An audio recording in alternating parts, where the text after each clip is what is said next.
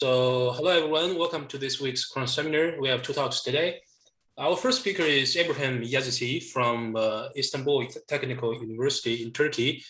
Ibrahim received his PhD degree from the Industrial Engineering Department at Istanbul Technical University. He was a research assistant there from 2012 to 2021. He's currently doing his postdoctoral research on machine learning for wireless communication in the Electronics and Communication Department. His research interests include machine learning, particularly deep reinforcement learning, in both theoretical and practical aspects. So without further ado, let's welcome Ibrahim. You may want to start your presentation. Okay, thank you for having me. And can you see my presentation? Yes. Sorry. Okay. I am Ibrahim. Thanks for having me again. I will present my latest publication, short-term electricity load forecasting by deep learning, its title. And the table of contents of my presentation is like that, 4 sections. I will introduce motivation and purpose of my work. After transition to regulated electricity market in Turkey, electricity market operation incorporation was established to regulate the market in Turkey 2015. Electricity provider firms has 3 key components in this market, in this regulated market. Day-ahead mechanism, intraday mechanism, and balancing mechanism. Day-ahead mechanism is relevant to one-day predictions. Intraday mechanism is about hourly predictions, and balancing mechanism make balance between day-ahead and intraday predictions for excessive and deficient amounts of predictions.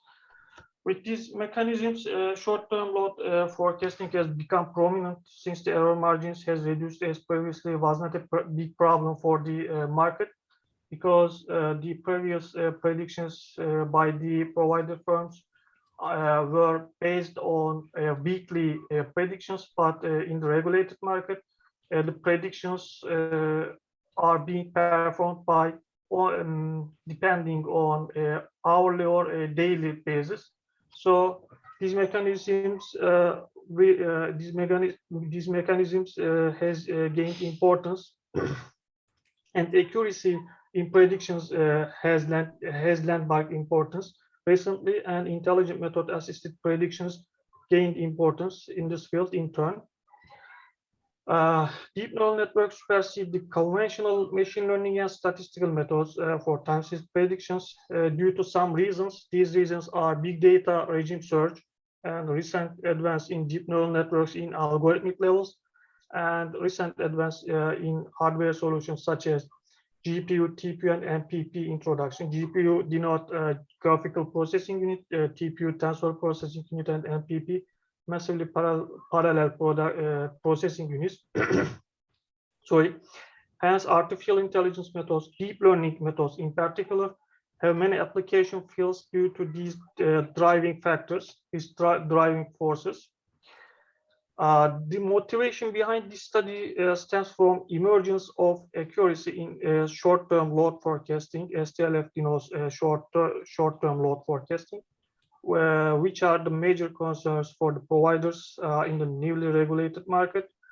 One of the intelligent methods application fields is electricity load forecasting. It has emerged recently, which belongs to this field belongs to sequential data modeling domain. So 1 day and 1 hour at load predictions are the main prediction horizons in this work. LSTM and GRU methods and their variants are prevalently used in sequential data modeling when we look at the recent literature. On the other hand, CNN, namely convolutional neural networks used in sequential data modeling is seen in the literature. However, their use in sequential data modeling is rare with respect to LSTM and GRU uses. Hence, we aim to propose a novel method based on convolutional neural network that can be used for time series for time series problem in Turkish electricity market, and it can challenge our proposed method can challenge with the extent deep learning methods such as LSTM, GRU, and their variants. In our paper, a real-world case problem is considered by developing the novel method based on convolutional neural networks, and demand-side electricity load data were used. It consisted hourly temperature and load values collected between 2015 and 2017 in Istanbul, Turkey. And there are two goals of this work. First one is reducing the forecasting error of the provider firm, and the other one is the second one is proposing a novel intelligent method based on deep learning. I will present briefly the nexus of the thesis with related works and the literature. CNN use has gained momentum in STLF as well as in other areas recently, but recently I stressed it.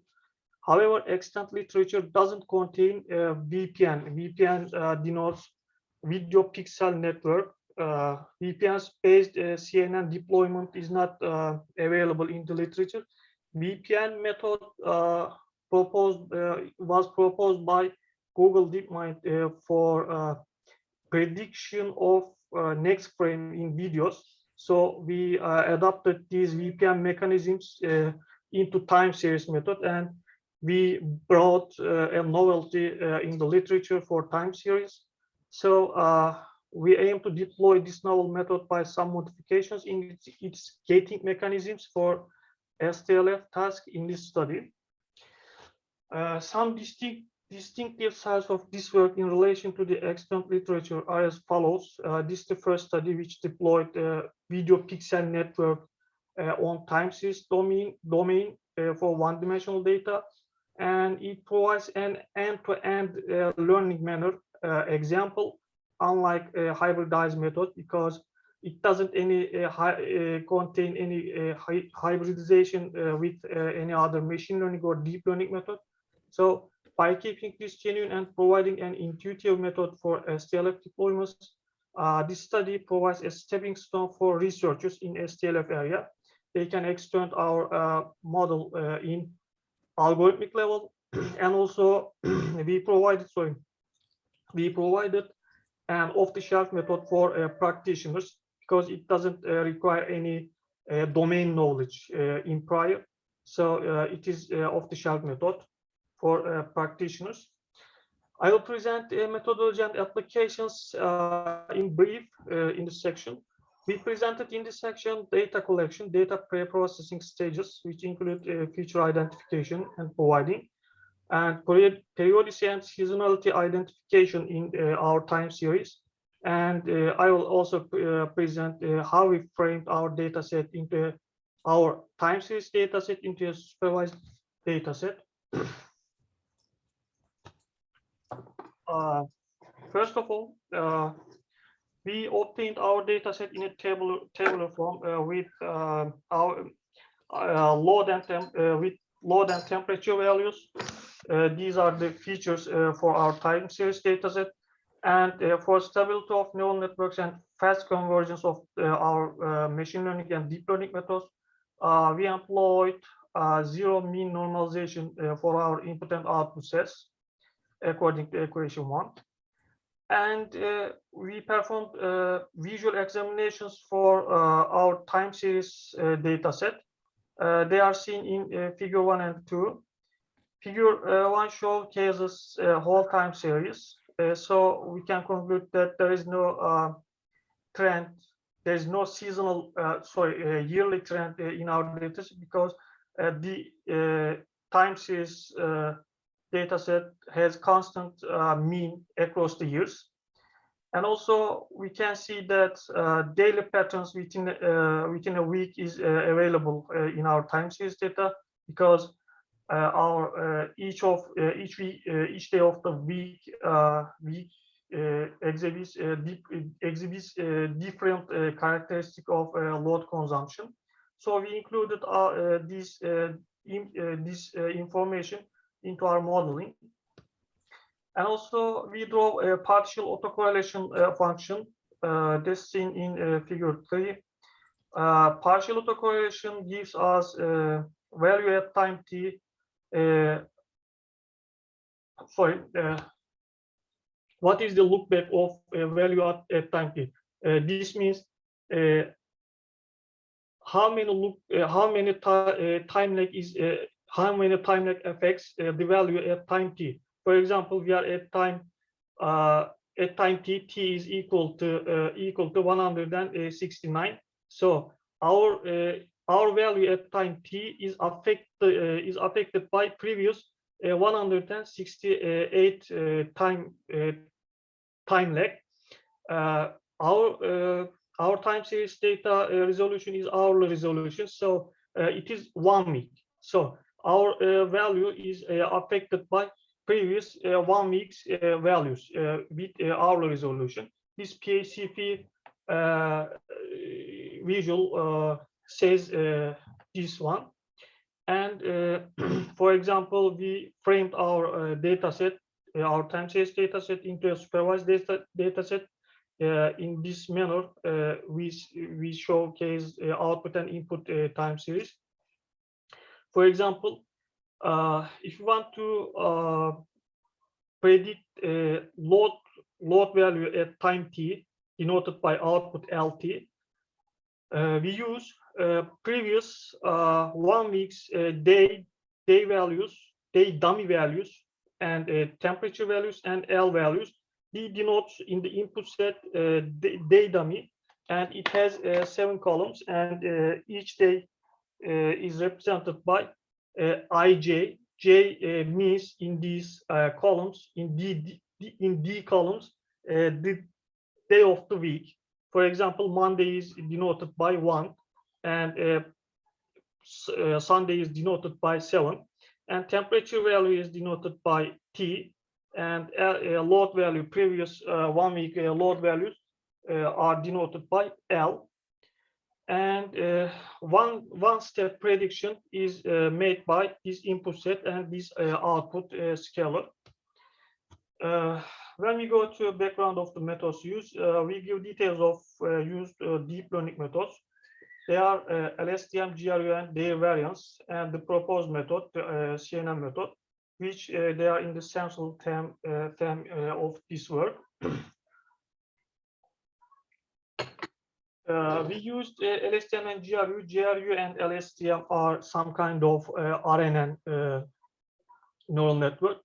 An RNN structure is given in the following picture. For example, we feed our value at time t to a hidden layer, and hidden layer produces an output, and the hidden layer conveys the information through the successive layers, and the successive layers produces the outputs at relevant time steps. And our LSTM and GRU methods are some kind of, we mentioned some kind of these RNN structure. So LSTM method consists of 3 gates: forget gate, input gate, and output gate.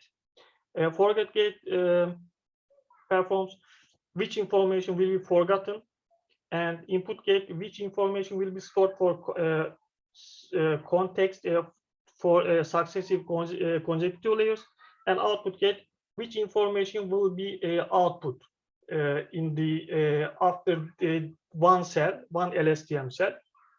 These are the CT-1 and HT-1 are the previous LSTM cells, context and hidden information, and XT denote here value at time t, input value at time t. These inputs are merged, and then forget gate, input gate, and output gate perform their operations, and then an output for successive layers are produced. GRU is a modified version of LSTM. It merges 2 gates of LSTM, and it has 2 gates, unlike LSTM has 3 gates, and they are used they are frequently used in sequential data modeling domain.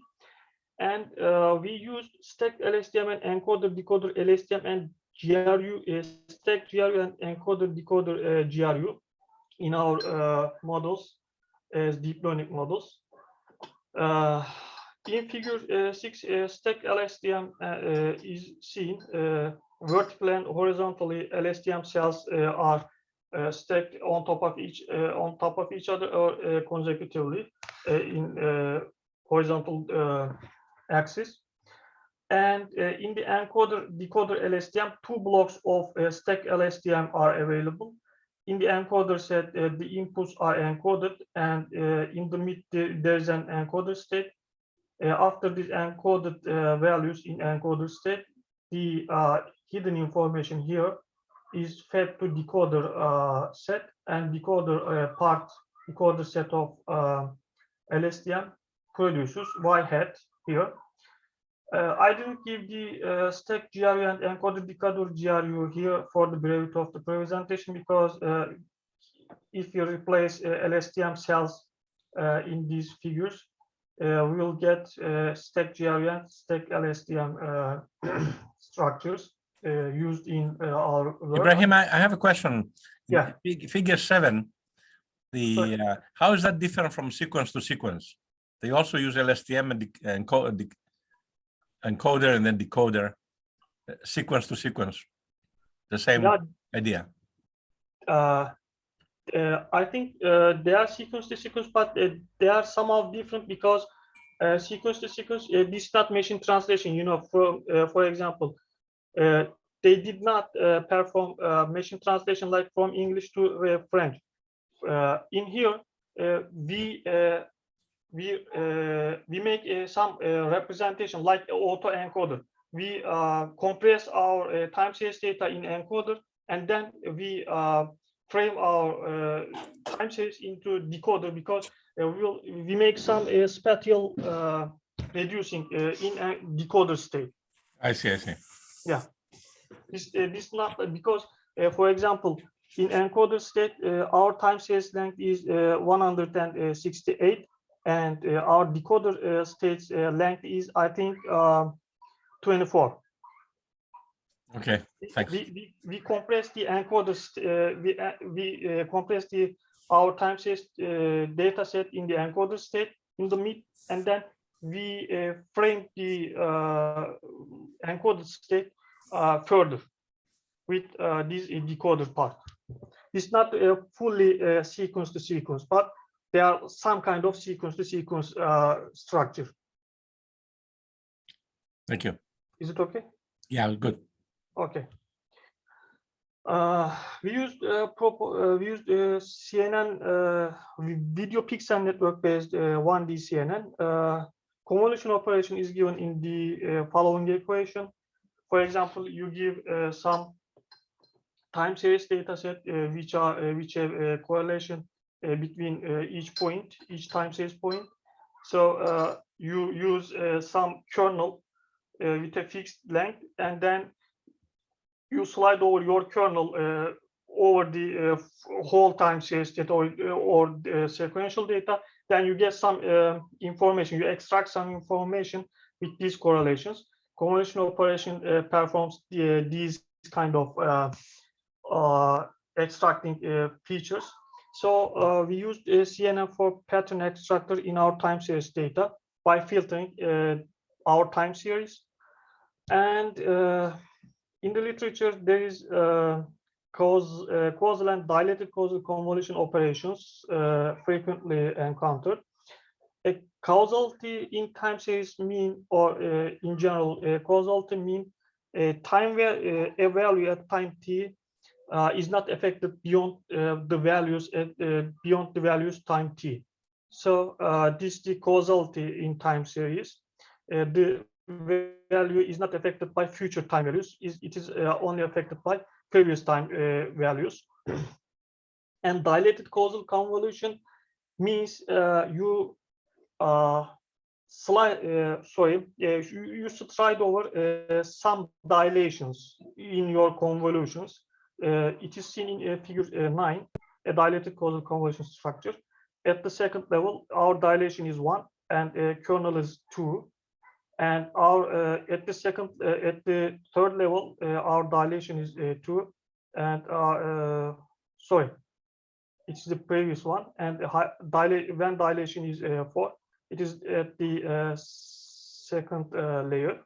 So you enlarge your receptor field by using dilated causal convolutions, and it is equations are given in this equation. We used an identity mapping. This is the frequently used method in residual connections in deep neural networks. Maybe you know. It is proposed by He et al. In 2015.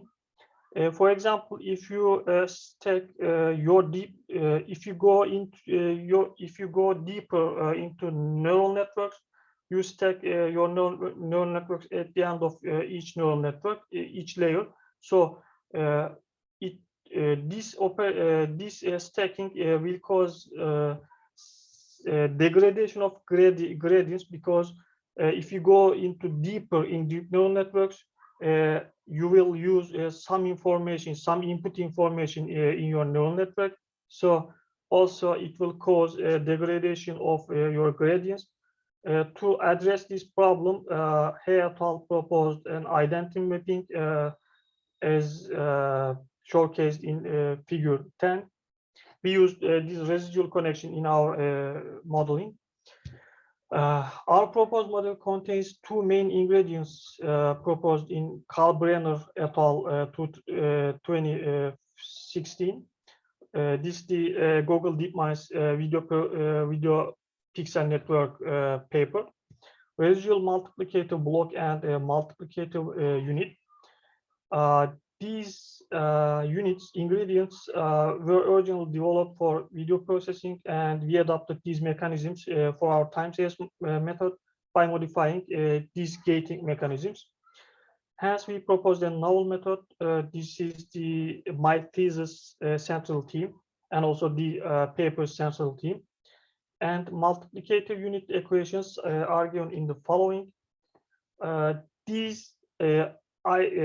These equations constructs gating mechanism like LSTM and GRU in our proposed method, but this is not proposed by me. This is proposed by Kalbrenner in Kalbrenner paper. Here, this dot product corresponds to element-wise multiplication for mu, and ReLU denotes rectified linear unit activation function here. And computations construct mu and RMB as per given in figure 11 and 12. But before jumping to here, I will show the original video pixel network.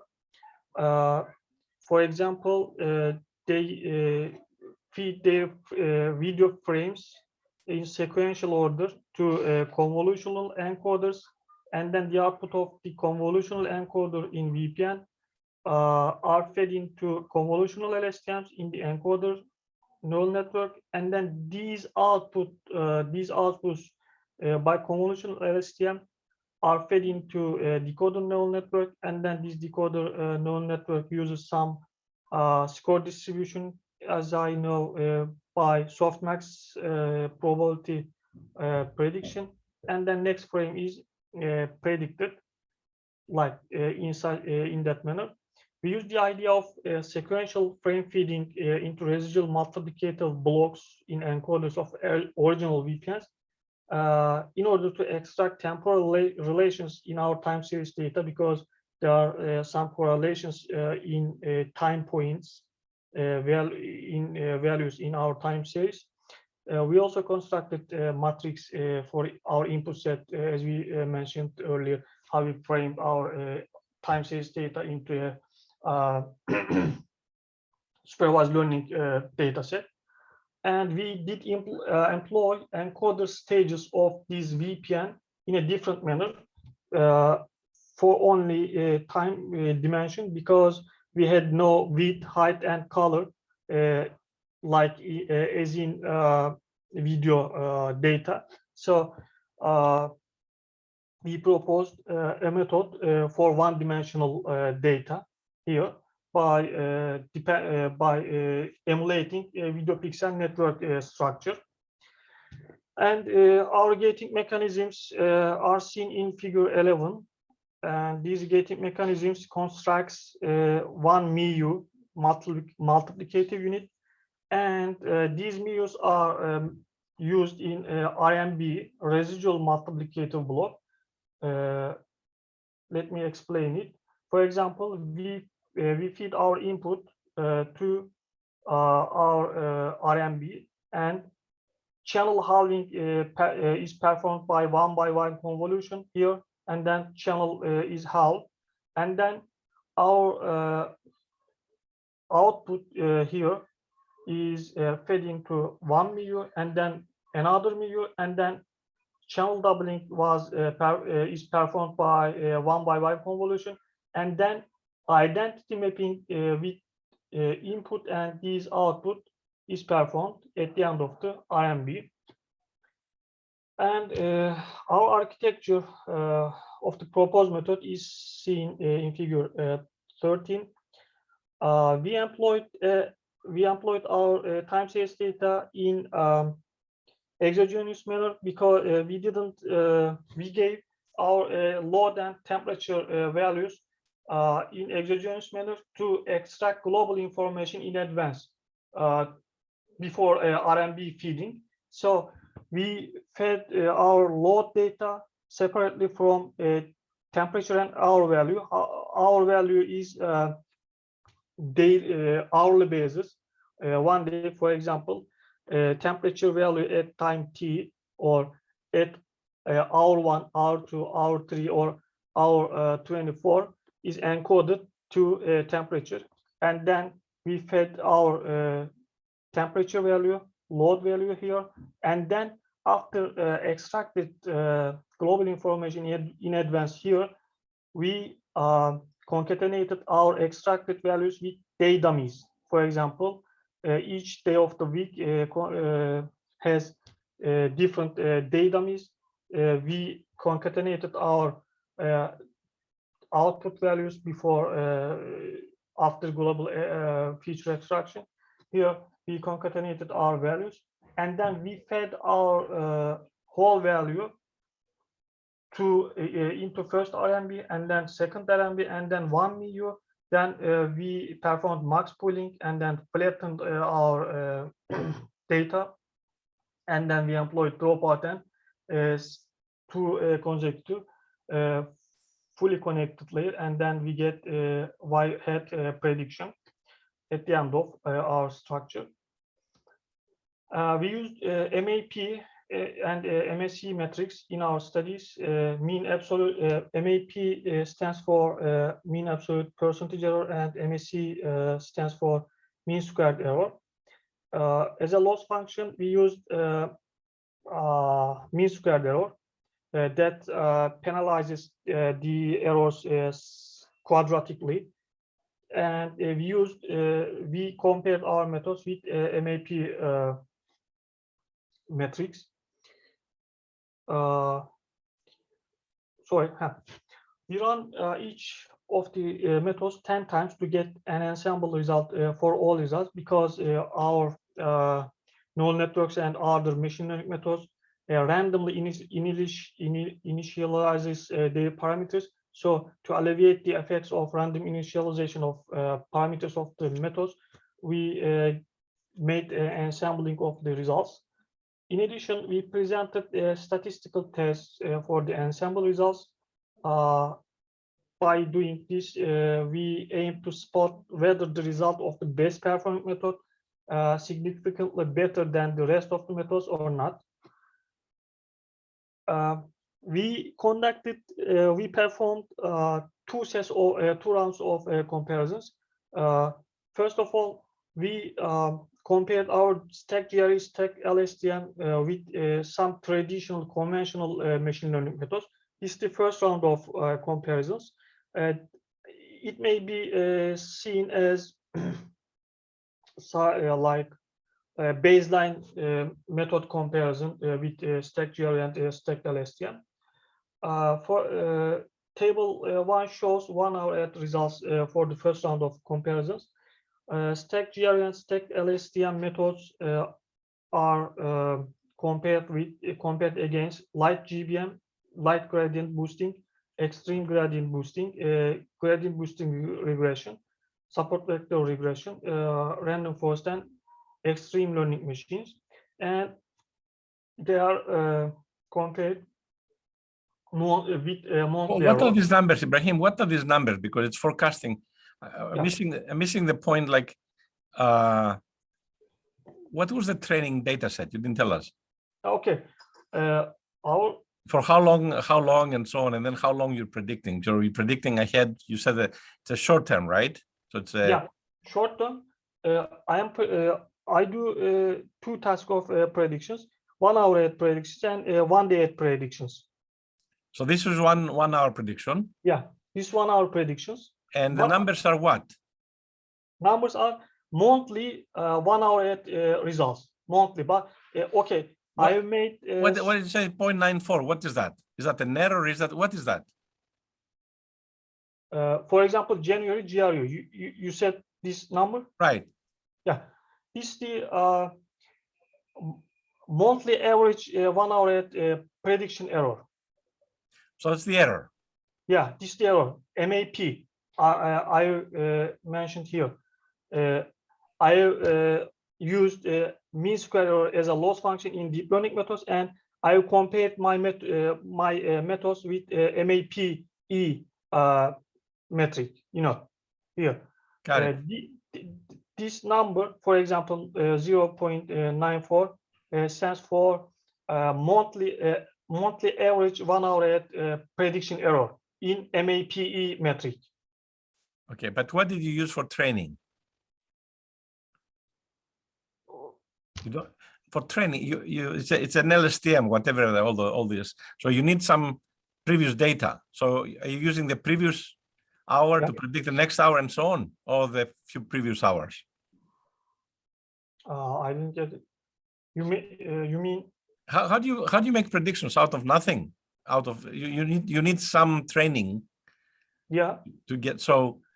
I used the previous 2 years data for training. Okay, so you use for the 1 hour you have two years of training. Okay. Yeah, I got it. Used previous 2 years data. And is it training. Okay? And is it seasonal? Because is it seasonal, or during the day you show us variations? Do you take that into account, or it doesn't matter if it's January or November? So you use the same data, and you're not doing, like, say. Yeah, you are right. Season average or something. Yeah. Okay.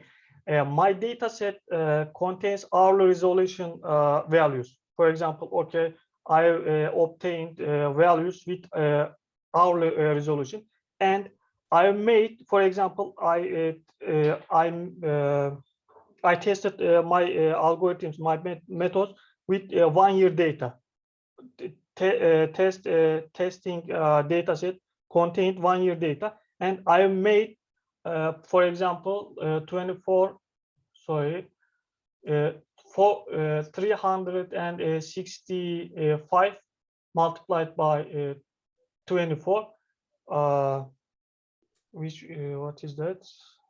8,760 time point is predicted.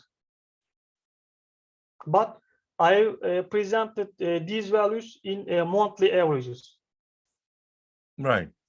Yeah, this is the monthly average of 1 hour at prediction. But I made 8,760 time point prediction.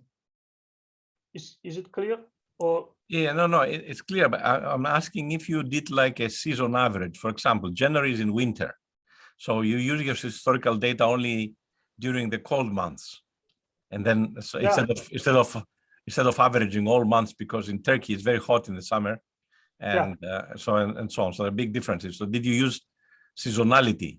Yeah, you are right. I have encountered with a problem. I will mention in the earlier sections. You are right. Okay. Okay, thanks. These are my 1 hour predictions with GRU and LSTM. And but I think our time series data has no yearly trends. I will mention about it in the incoming sections. And we we give some picture representation of 1 hour predictions like here. GRU and LSTM performed well, nearly to actual load data. Man-wide EU test was conducted in our paper in the Word, and null hypothesis suggested that there is no difference between two methods, while alternative one opposed this one, directly opposed. And according to test results given table 2, GRU and LSTM doesn't differ in performance, but GRU and LSTM outperforms the other methods with a significant level, statistically significant level here. And 1 day ahead predictions for the first comparisons, MLDL comparisons, are also given in table 3. Here we also made 8,760 time point prediction here, 1 year prediction. And then we gave the results here. GRU outperformed the other methods. GRU outperforms slightly better than LSTM. And according to this picture representation, so I go to table 4. In table 4, we see that GRU and LSTM has no difference, statistically significant manner, but GRU outperformed the other methods. So we concluded that, okay, our deep learning methods outperforms the other methods and the baselines of machine learning methods. So we extended our study to compare deep learning methods. This was the objection, some question in our rebuttal from the paper. We made baseline comparisons with machine learning methods. Previously, we made deep learning comparisons, but they asked for us to make some baseline comparisons with machine learning. So we conducted these machine learning and deep learning method comparisons. And in table 5, we see 1 hour prediction of deep learning methods comparisons. Stack GRU, stack LSTM, encoder decoder, GRU and LSTM methods, and our proposed method. We tuned some hyperparameters here, so we get nearly the same results. If we can see from table 5, there is no statistically significant difference between methods, and also the table 6 shows these results. So we said that there is no significant difference between methods in the task of 1 step ahead prediction for deep learning methods. And this is the picture representation. The differences are very minuscule, but change points are somehow different for methods. And in table 7, 1 day ahead predictions are performed, and our 1D CNN method are outperforming the other methods, and it is very successful in 11 months, but it falls behind stack GRU in month December, but in overall it produces 2.21% error in MAPE metric, and it is followed by encoder decoder LSTM. If we go to test results, our CNN method outperformed the other methods with a statistically significant manner the other methods. So we had enough evidence to reject the null hypothesis of the test. Test results showed the efficiency of the proposed method for this prediction task. And discussion of the results, Prof. Karniadakis, you can interfere in this section if you like, because it is related to your question, I think. As per the results of the main comparisons, proposed 1D-CNN method emerges as a challenger for extant deep learning methods according to our comparisons. In the method level regarding all the methods for each comparison, especially in the multi-step ahead predictions, it's clear capturing the rare time issue patterns emerged as a problem for all the methods, because our methods produced high errors in June and September. This is because some seasonal effect and also dual calendar effect, because Turkey uses Turkey celebrates some religious holidays according to Islamic calendar, but Turkey officially uses Gregorian calendar. So it has these religious holidays causes some dual calendar effects. For example, if we celebrate our Ramadan month in June in this year, we'll celebrate it on July after 3 years. So the errors will be shifted to from June to July. So these religious holidays causes dual calendar effects for us, and also seasonal effects are also important for high prediction errors. We mentioned prediction errors for June and September are high with respect to other months.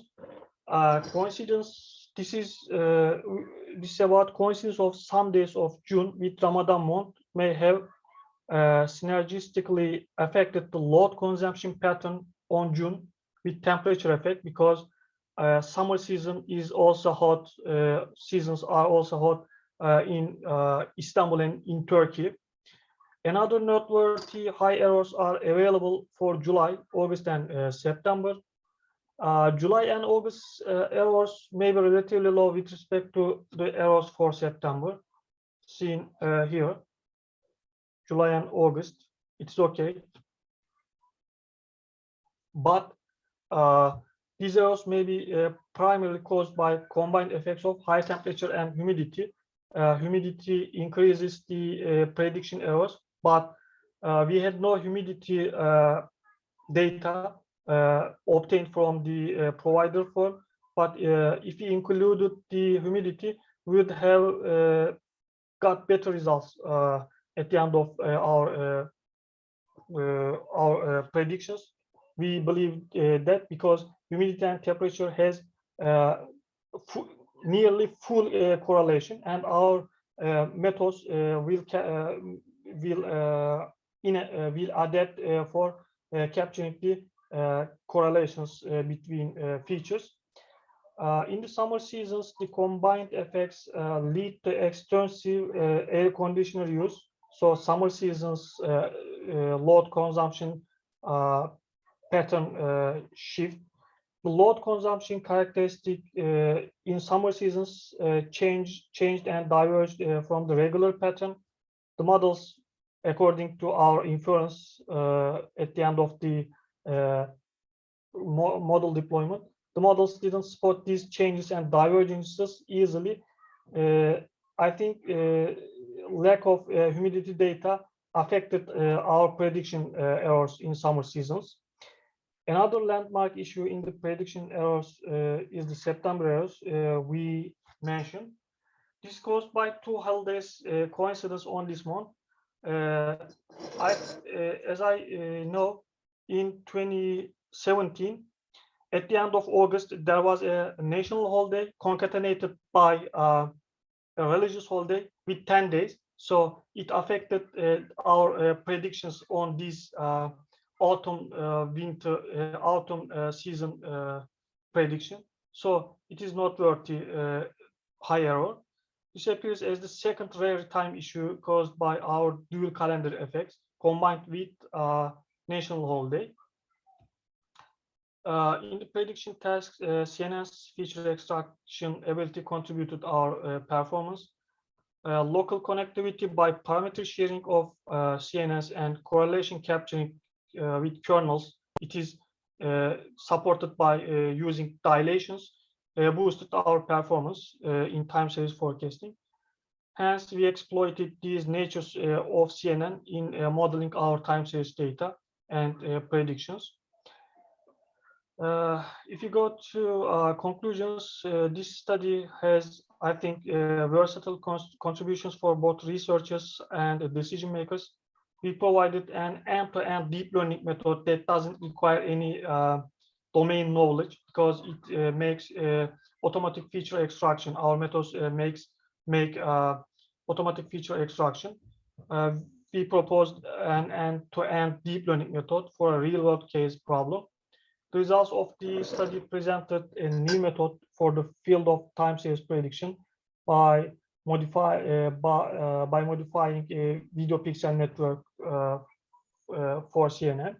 And the methods deployed in this study doesn't contain hybridized methods that may move the practitioners out of the scope of deep neural networks. Hence, the deployment of the methods are intuitive for managerial decision makers, and also the provider firm also wanted to use our method to compare compare against their used methods in regular operations.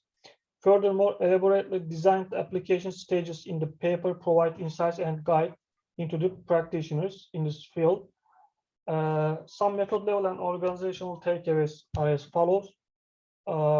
In the time series forecasting, importance of calendar effects and dual calendar effects are seen that affected our performance also in the paper. CNN's ability for sequential data processing are remarkable, and it has emerged as a challenger for GRE and LSTM in sequential data modeling. And performance boosting by exogenous variable inclusion manner for CNN method boosted our performance. This because using larger time frequency resolution capturing high-level features in advance separately for each feature, load and temperature features in our time for our time series data. As the organizational level takeaways, due to advance in hardware and software solutions and big data regime search, electricity provider firms can reap benefits of these advances, and they will in turn create business values for their firms, companies. And intelligent method use contributes to different level of organizations. They will make a secure and a reliable power system supply, and also it will contribute to competitiveness of the firm in this market. Another landmark important point is deep learning and deep reinforcement learning solutions will enhance competitiveness of the provider firms. For example, smart grids, distributed generation, smart grid plus, etc. New technologies assisted by these deep learning and deep reinforcement learning will create business values for the provider firms.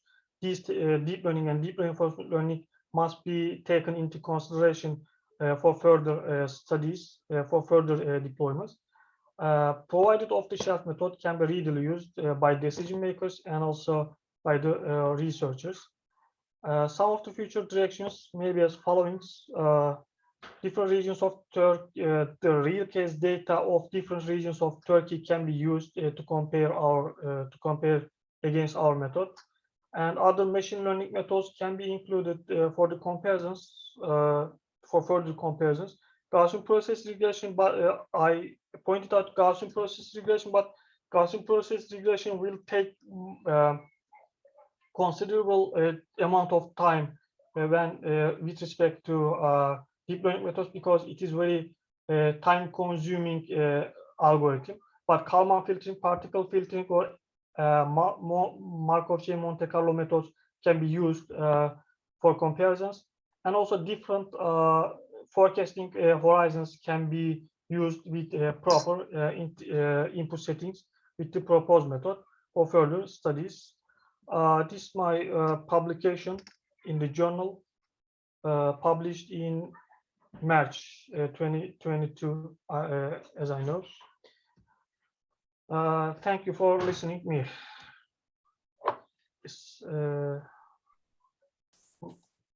Thank That's you, all. Ibrahim.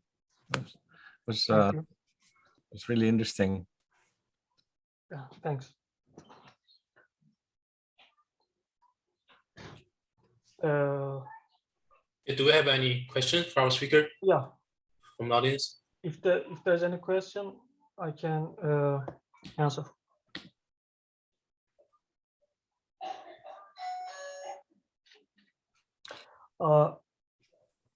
Professor, is it clear for you to how I did predictions for 1 year?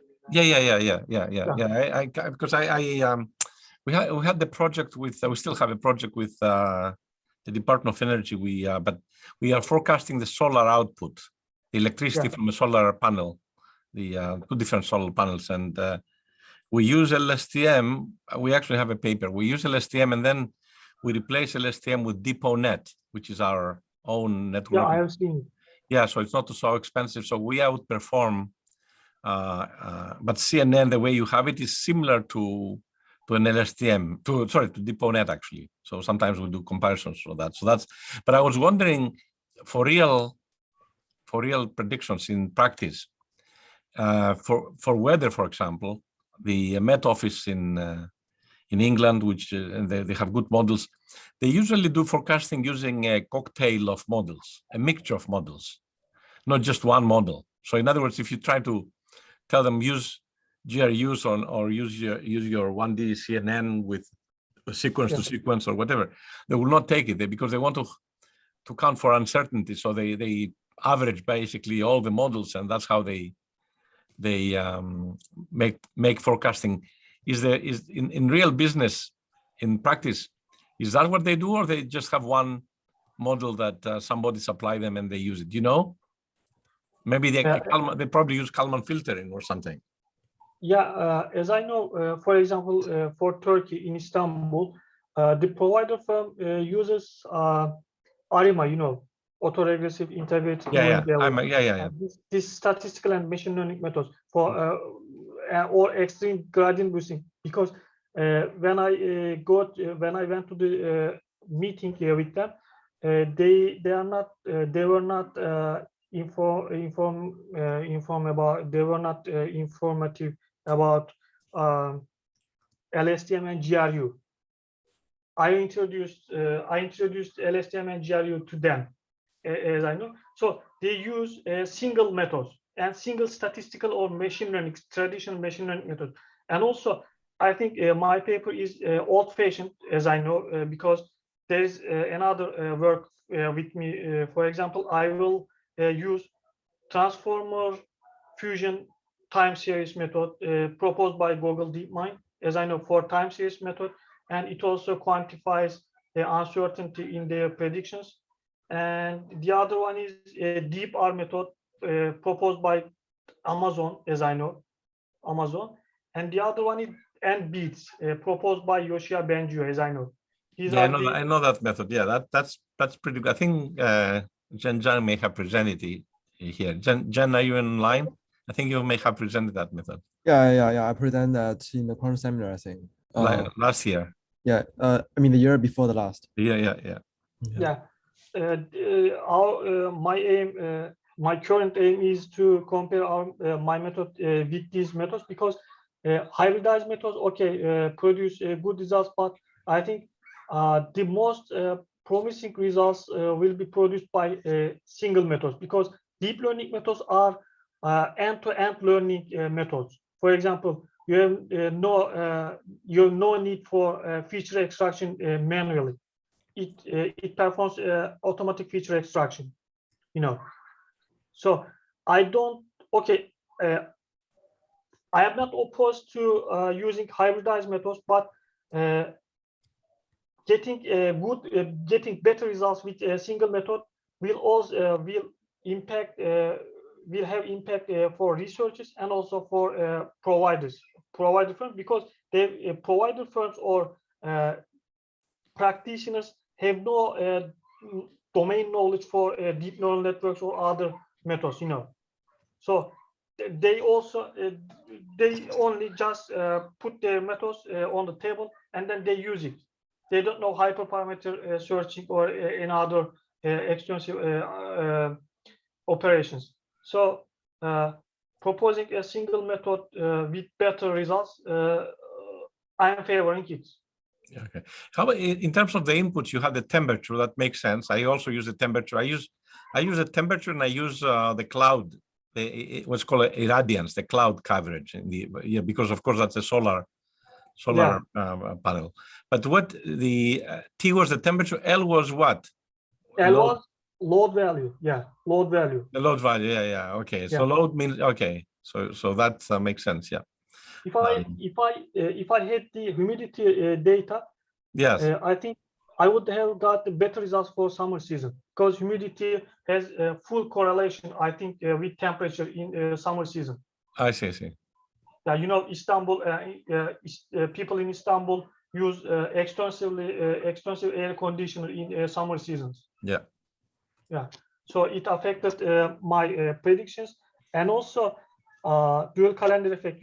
Turkey uses Islamic calendar for religious holidays and also uses officially Gregorian calendars. So religious holiday doesn't fall the same day on the previous or on the next year. So it causes a dual calendar effect for predictions.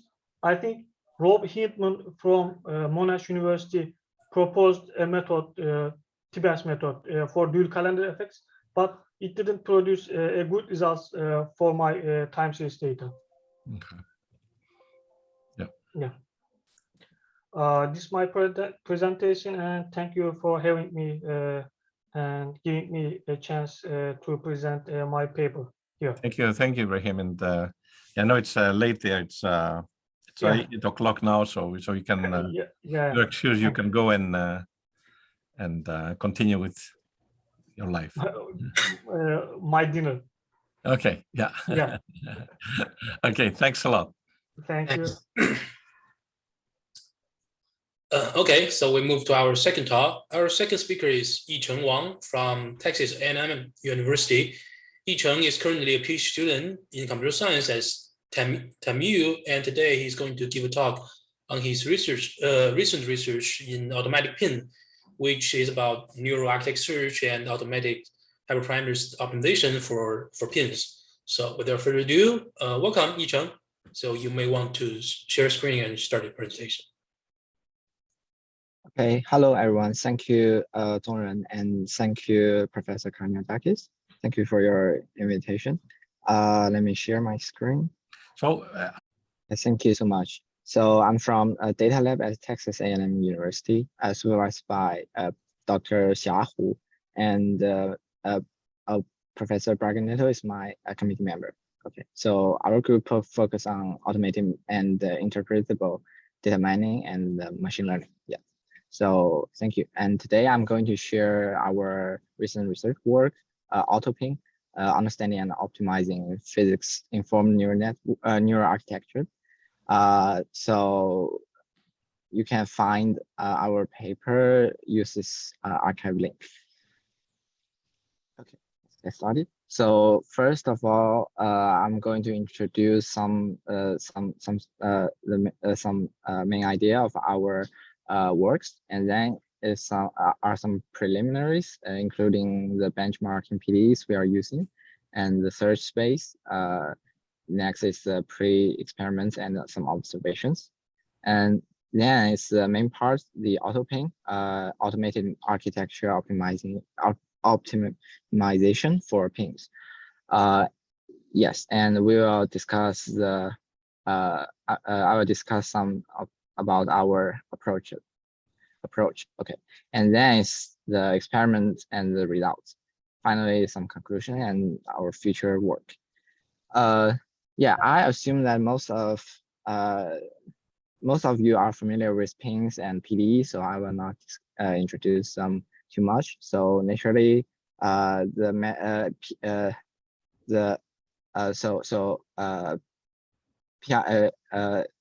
pins, of course, first proposed by Crunch Group, are the meshless partial differential equations solvers, and it integrates machine learning with the physical laws. And I think for the basic pins, it uses the deep neural networks or the MLPs as the backbone.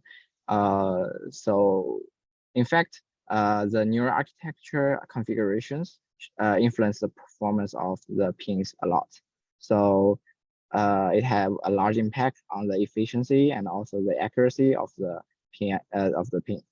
So I think there are several interesting configurations should be considered. First is the number of layers and the number of perceptions per layer, or it's the width and depth of the neural network. And then it's the activation functions, and also the choices of the optimizers.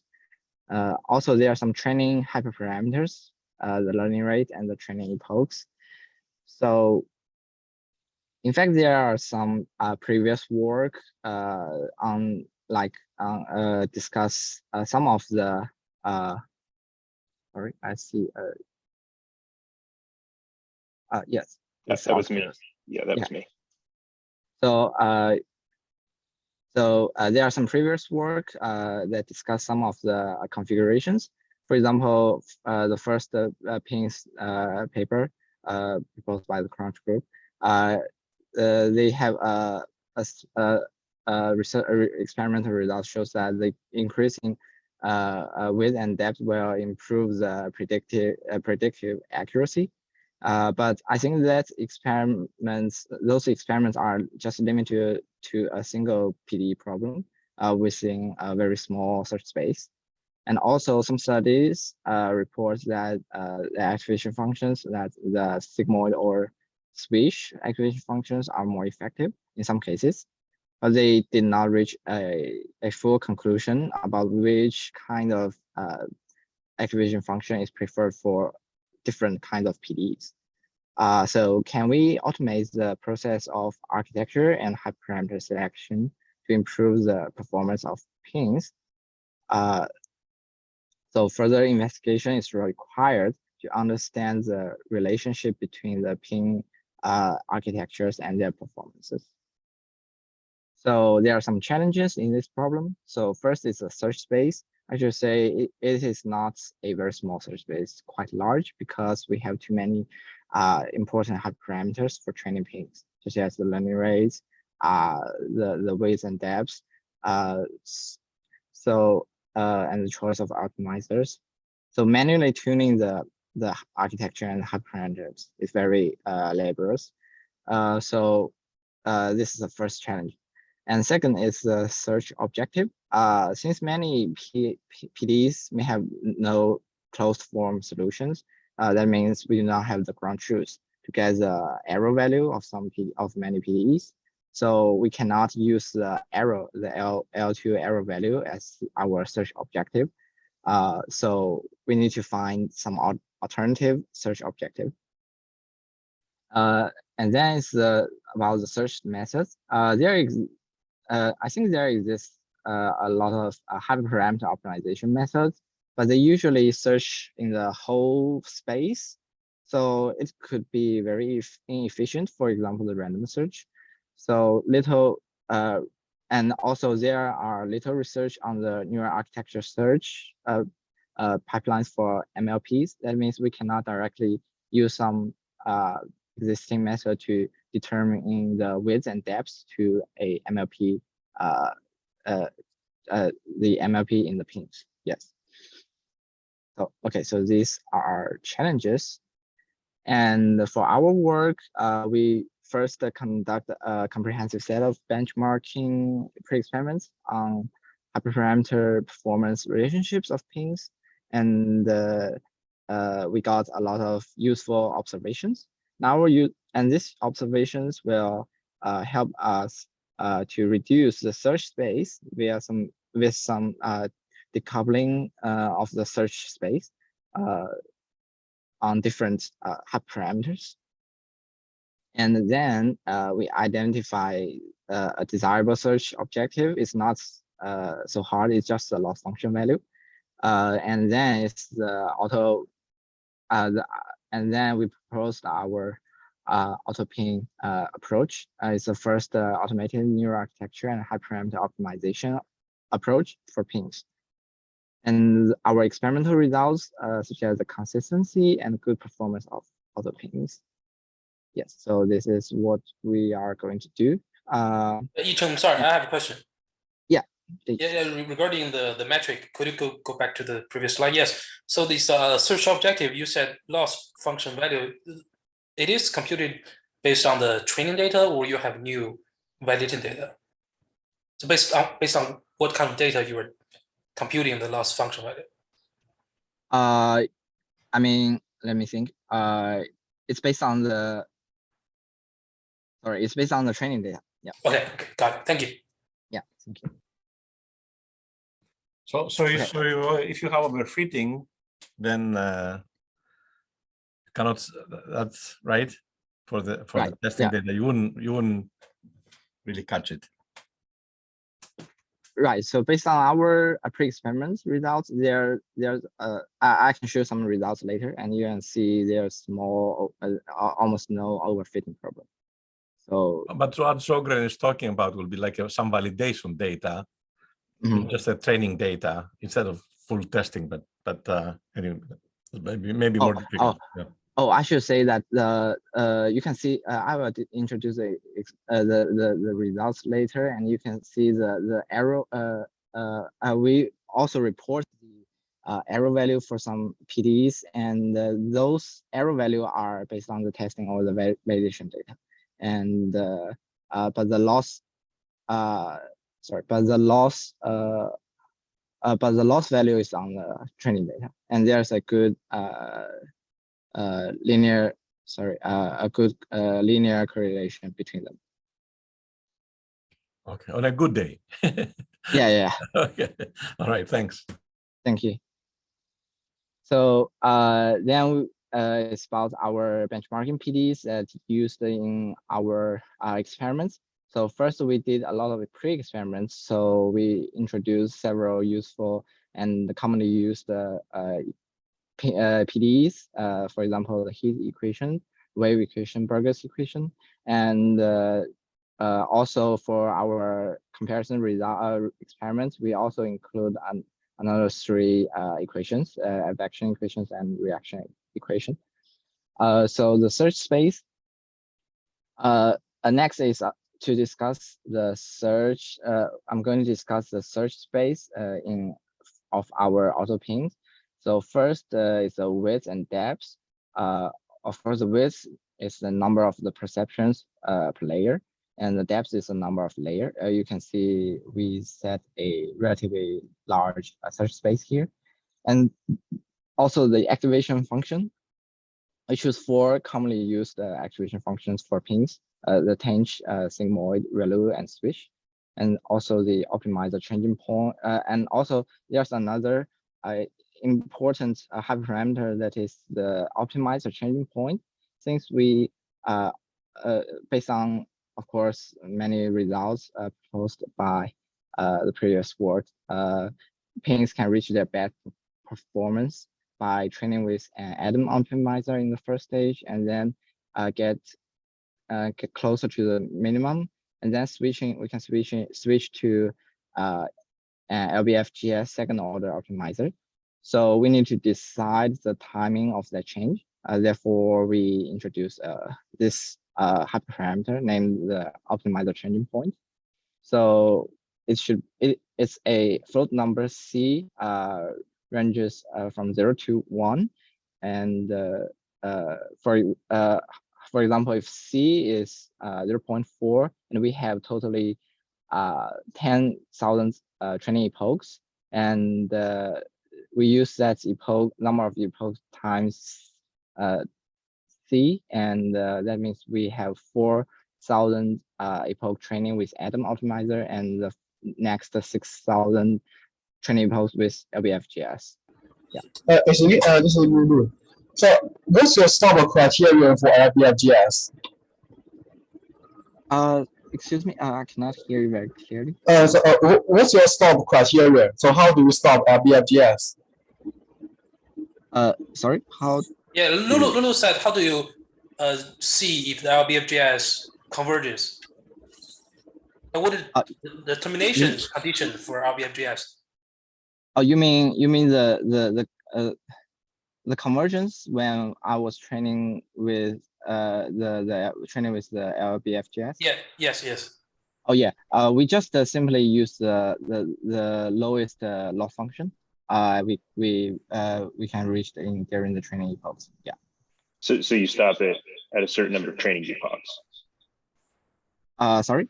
You stop it at a certain number of training epochs. You don't look for a certain criterion in the LBFGS minimization. I think yes. Okay. So it looks like, well, because it's 0.4, that would be the guess, right? 1 is the entire training iterations. Yeah. Okay. But I think that for many cases, the LBFGS would terminate before 6K steps. If we use the default configuration of the LBFGS as an TensorFlow or PyTorch. Sorry. I still cannot hear very clearly. Sorry, can you help me? There's some background noise here. Yeah. So I mean, for LBFGS. So in many cases, for diffusion equation. So usually LBFGS would stop much earlier before 6K epochs. Maybe yeah, that's it. So you always run 6K or early stopping is okay, or yeah, early stopping is okay. Okay, I see. Yeah. So we set the it makes let's keep going. So I think it makes a little sense to like search on the precise grades for the C for this hyperparameter C for example from 0 to 1. So we only give some discrete options from 0.1 to 0.5. Okay, and the learning rates and also the learning rates and the training epochs are not included in the search, but we will show that it gives they have small effects on the final search architecture results, and we will show you the experiment results later. Okay. Hey, may I ask a short question, please? This is Adar from Brown. So in this search space, you brute force run on all the cases, or you have some method to based on what succeeds, you try what succeeds and you leave what doesn't succeed? Pardon? Could you? So this looks like if you create a grid search on these, right, it will be tons of runs, right? I should say for our approaches, we are trying to decouple. If I just build the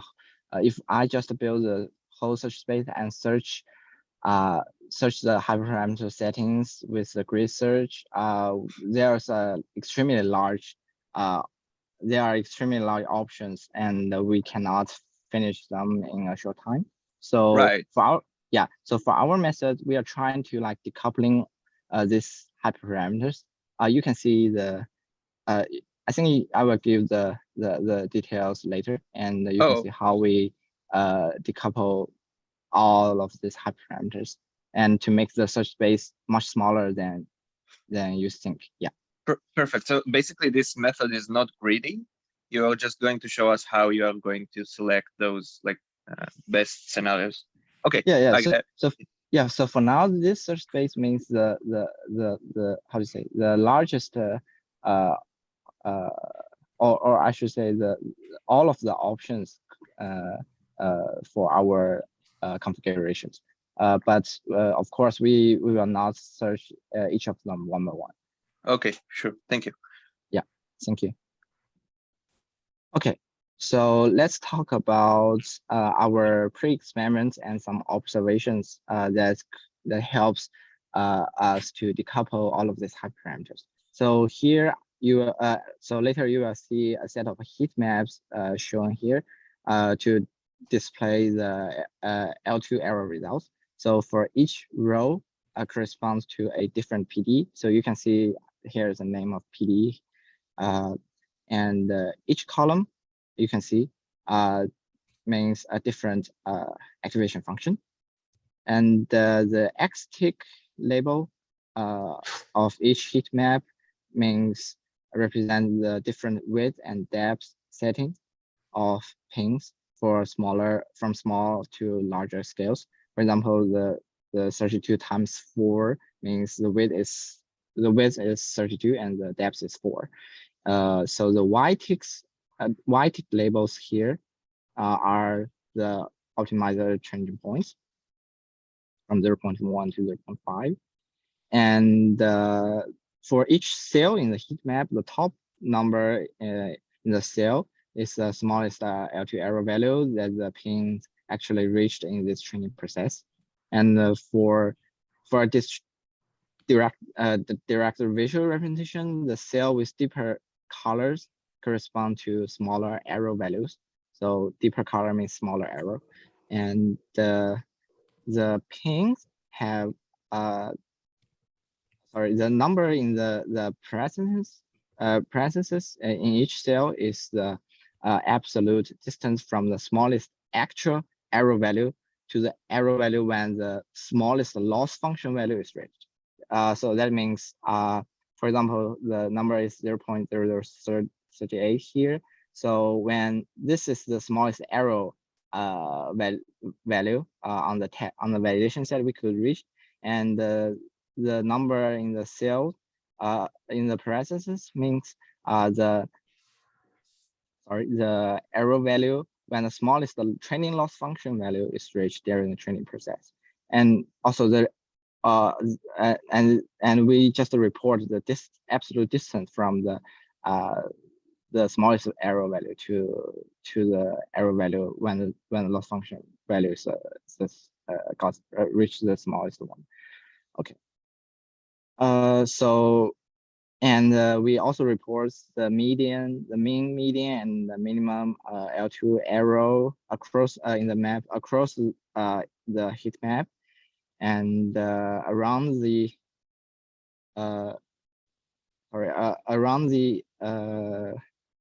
heat map you can also see a lot of numbers. So that means the in the parentheses. So that means the error values across the columns on rows. So these numbers will show the average performance when some of the hyperparameters are fixed.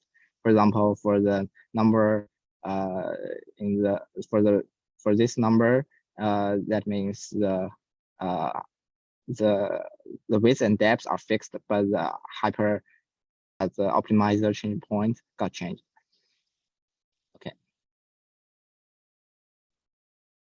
So we did a lot of pre-experiments, and we report a lot of heat map results. So I will not discuss them one by one, but just to give some conclusions or some observations based on this. It's me. Sorry. Sorry. Yeah. How can I use ReLU here?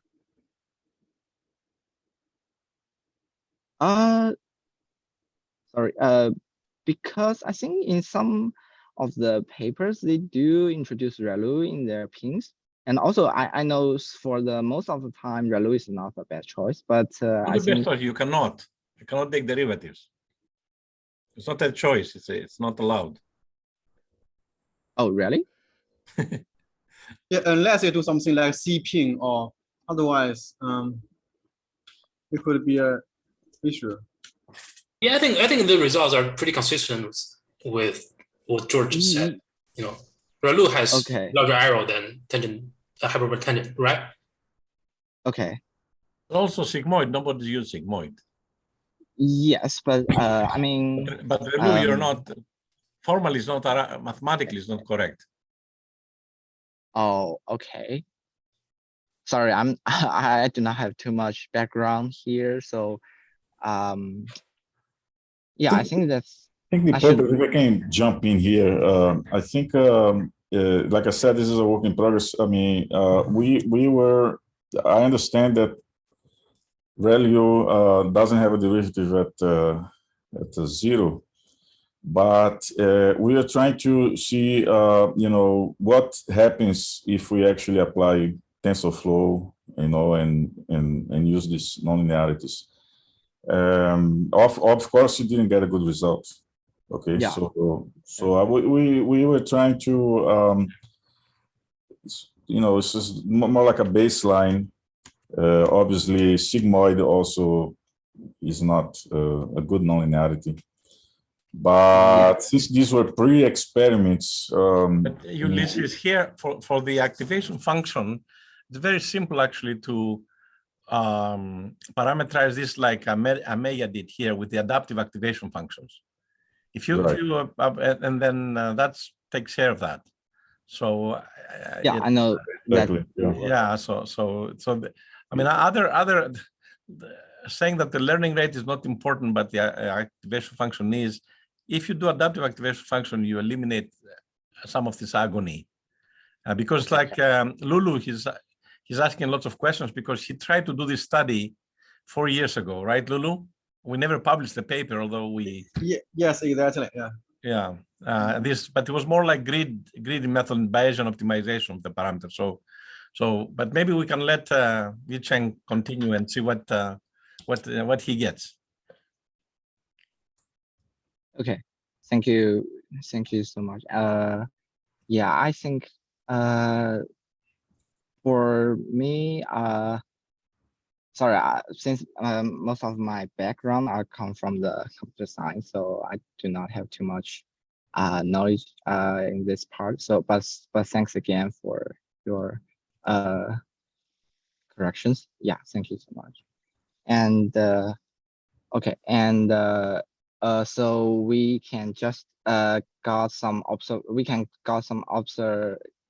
observations from the heat maps result. So first, I think there's a dominant activation function in pins working better for each PD. So which can be easily found by searching a small subset of the whole space.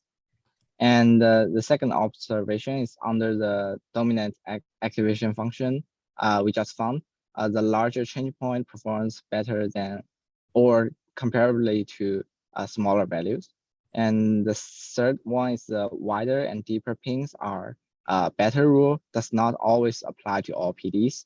And the observation 4 is the error distances are usually very small. That means when the loss functions reach the smallest value in the training process, so do the L2 error values. Of course, this is on the training. The loss function is the training value, and the L2 error value is on the validation set. Yeah. So based on the observation 1 and 2, so that means it is possible for us to decouple the activation functions and the changing points from the search space. And then based on observation 3, there's no a clear rule on the width and depth for pins. So further research is needed to determine them.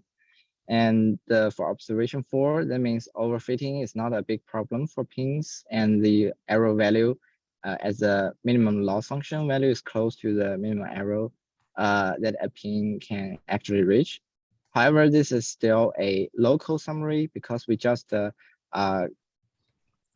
use the distance between the error values to reach this observation. So we also need some global summary to determine if we can use the loss function as our search objective. Yes. So next is another pre-experiment on the width and depth, because I just mentioned they are not easily determined. But we also conduct this kind of experiment. So for in these figures, the X level is the width of the pin, and the Y level, you can see it's an L2 arrow. Also, we use different lines to we use different lines to represent the pin with different layers. And Yicheng, yeah. Can you come back to the previous slide, because I think that was an important point. So when you say that the activation function can be decoupled and also the changing point, what it means is that you can find the activation function that works for any PDE, or at least the ones that you tried considered, and also doesn't really depend on the width and depth of. Yeah, of I mean. Yeah, right? I mean there's a dominant activation function no matter with the width and depth, and based on the sampling on the width and depth, just a small sampling on the width and depth, we can determine which kind of activation functions should be better. Right, and this I think agrees with the adaptive activation function that George has posed, that in the sense that you can actually come up with a sort of universal best activation function that it does not depend on the depth and width of the neural network. I think in our future work we do need to consider the adaptive activation function, of course. Yeah, exactly, of course. Yeah, that's the next step. Yeah. Okay. So let's keep going on, and as I just mentioned on the observation 3, you can see again that the wider and deeper pins are better rule does not always apply. And in this red dashed blocks, you can see that there are some there are some regions that in the width domain, and in these regions, some of the depth settings could give good performance. For example, the width from 400 to 500 for heat, for this heat equation, and for example, around 100 in the for the wave equation. So, but the layers, you can see they are but for the depth, for example, sometimes we need to get deep. We need to get deeper. However, sometimes it should not be so deep. So it is important. So based on this kind of observation, it is important to determine the optimal depth for a given width. That means we should first determine this kind of region for the width at first, and then determine the depth. Okay. So there's another observation, that is a good performance regions in the space of width can be identified first, and then one can search for the optimal depth. Hi, this is Michael from Utah. I just had a question on that slide. So what are the other settings in this? Because I'm looking at the Burger's L2 error, and it's to the 10 to the -1. I mean, do these trends differ with a different activation function? For example, if a different activation function might have a different region of width, and which is good. I mean, I just these seem like they're not optimally trained. Does that make sense? Sorry. So his question was, we are observing some large L2 errors. So I think they are not optimally trained in the sense that the number of training iterations is not is limited. What can you say about that? Sure. I also had another question. So it's heat 0 and heat 1. Are those just different initial conditions or different? What's the difference? And have you also tried something like transfer learning, where what you learn is the optimal settings for one problem, given the same PDE but a different initial condition? Does it still work? Are those settings still good on that problem? Or, for example, varying the viscosity in burgers, does the settings still apply to those problems? So for heat 0 and heat 1, yeah, they do have totally different condition, initial and boundary conditions. But we do not for now, we do not consider any transfer learning method. So I mean, maybe this could be a important future work, but for our but for the works for now, we do not consider that. Yeah. So you suggest for every new problem I run, I need to run auto-pins to get the optimal settings. So every time I want to try a new problem, I need to do auto-pins. Yeah. Okay. Yes. How many iterations are using Yicheng? Sorry, you mean? How many iterations to train these burgers, for instance? Sorry, how many training iterations? Oh, training iterations. I think all of them are 10,000, but okay. Of course with early stop. Yeah. Yeah. And okay, and then Excuse me. Yeah. Can I ask a question here? This is Panos from Pacific Northwest National Lab. Can you go to the previous slide? Yeah. So when you say that wider and deeper pins are better, that this rule does not always apply, do you actually mean that pins do not converge? Because if I keep making the depth larger and the width, hopefully it will cover the function space where the solution lives. So the L2 error should go down eventually. So what you're saying here is that this rule does not apply either for a given computational complexity or for a certain number of iterations, but saying that this rule does not apply for a particular PDE, it's a strong statement, which means that it cannot approximate the solution. So you need more proof, I think.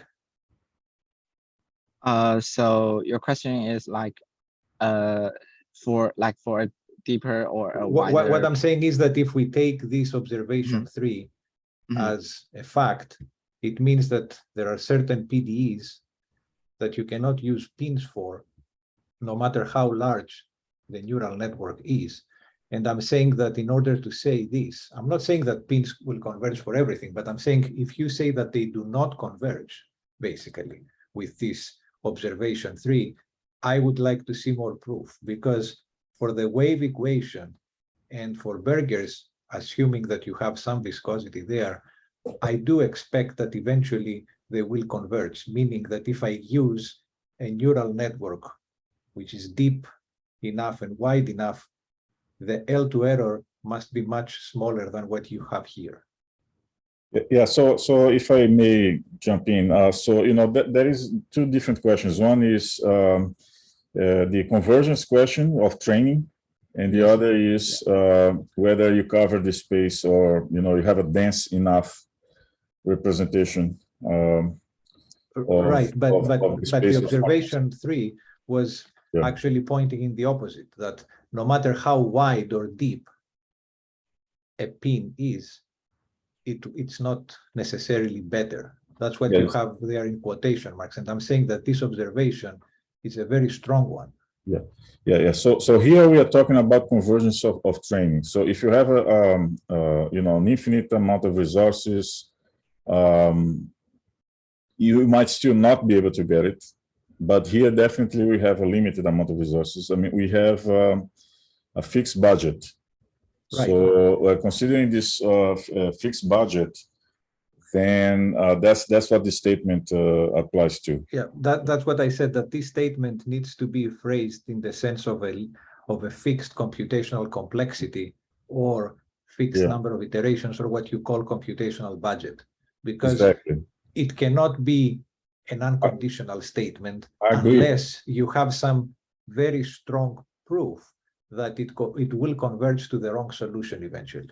I agree entirely. And I think in the paper, we may explain this a little better. Yes. Here, obviously, it's a presentation.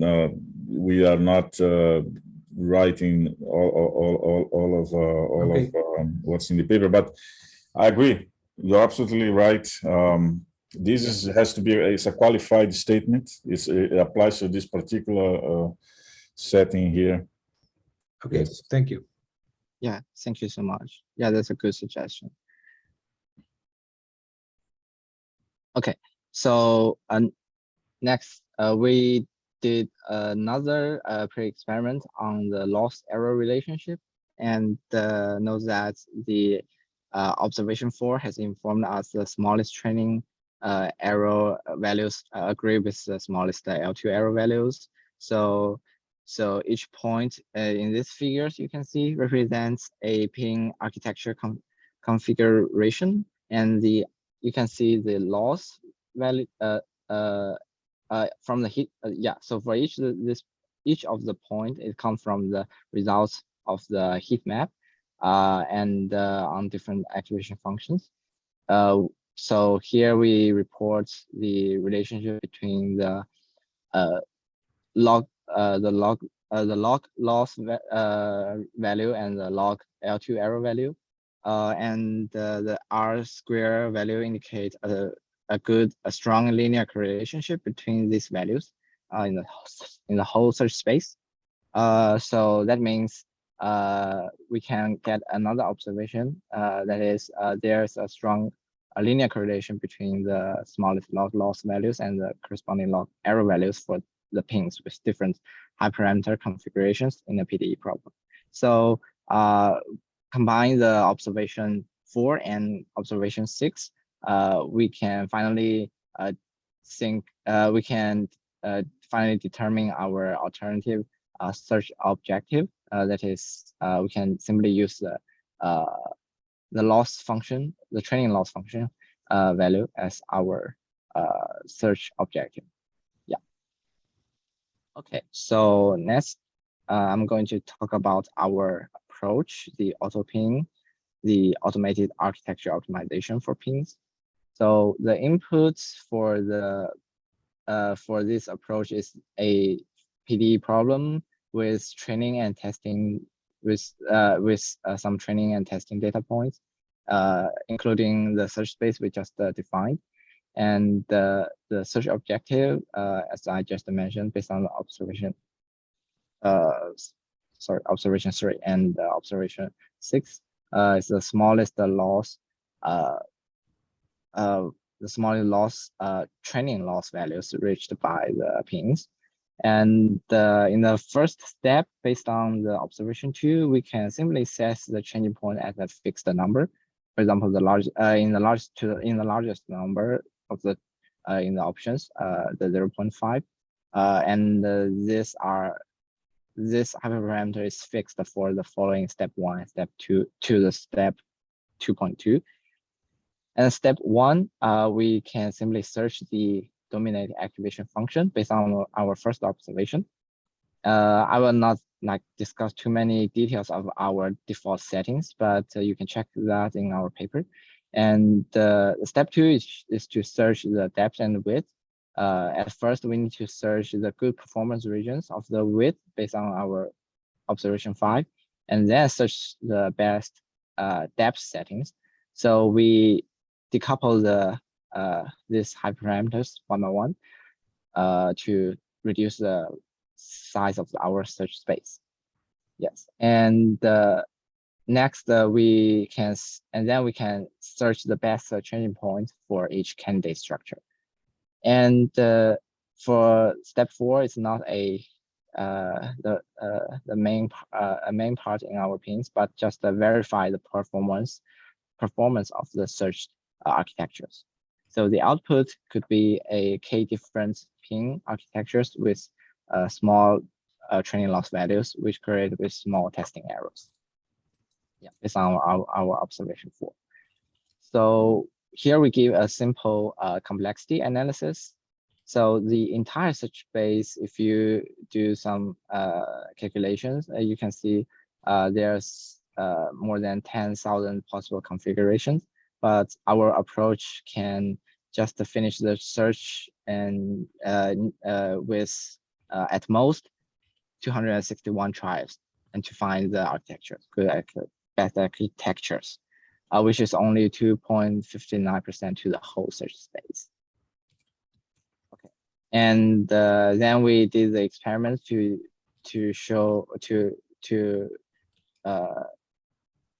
prove the effectiveness of our approaches based on many different PDE benchmarks. And we choose 2 baseline methods. The first one is simply a random search in the whole search space. And the second is another existing hyperparameter optimization method, HyperOpt.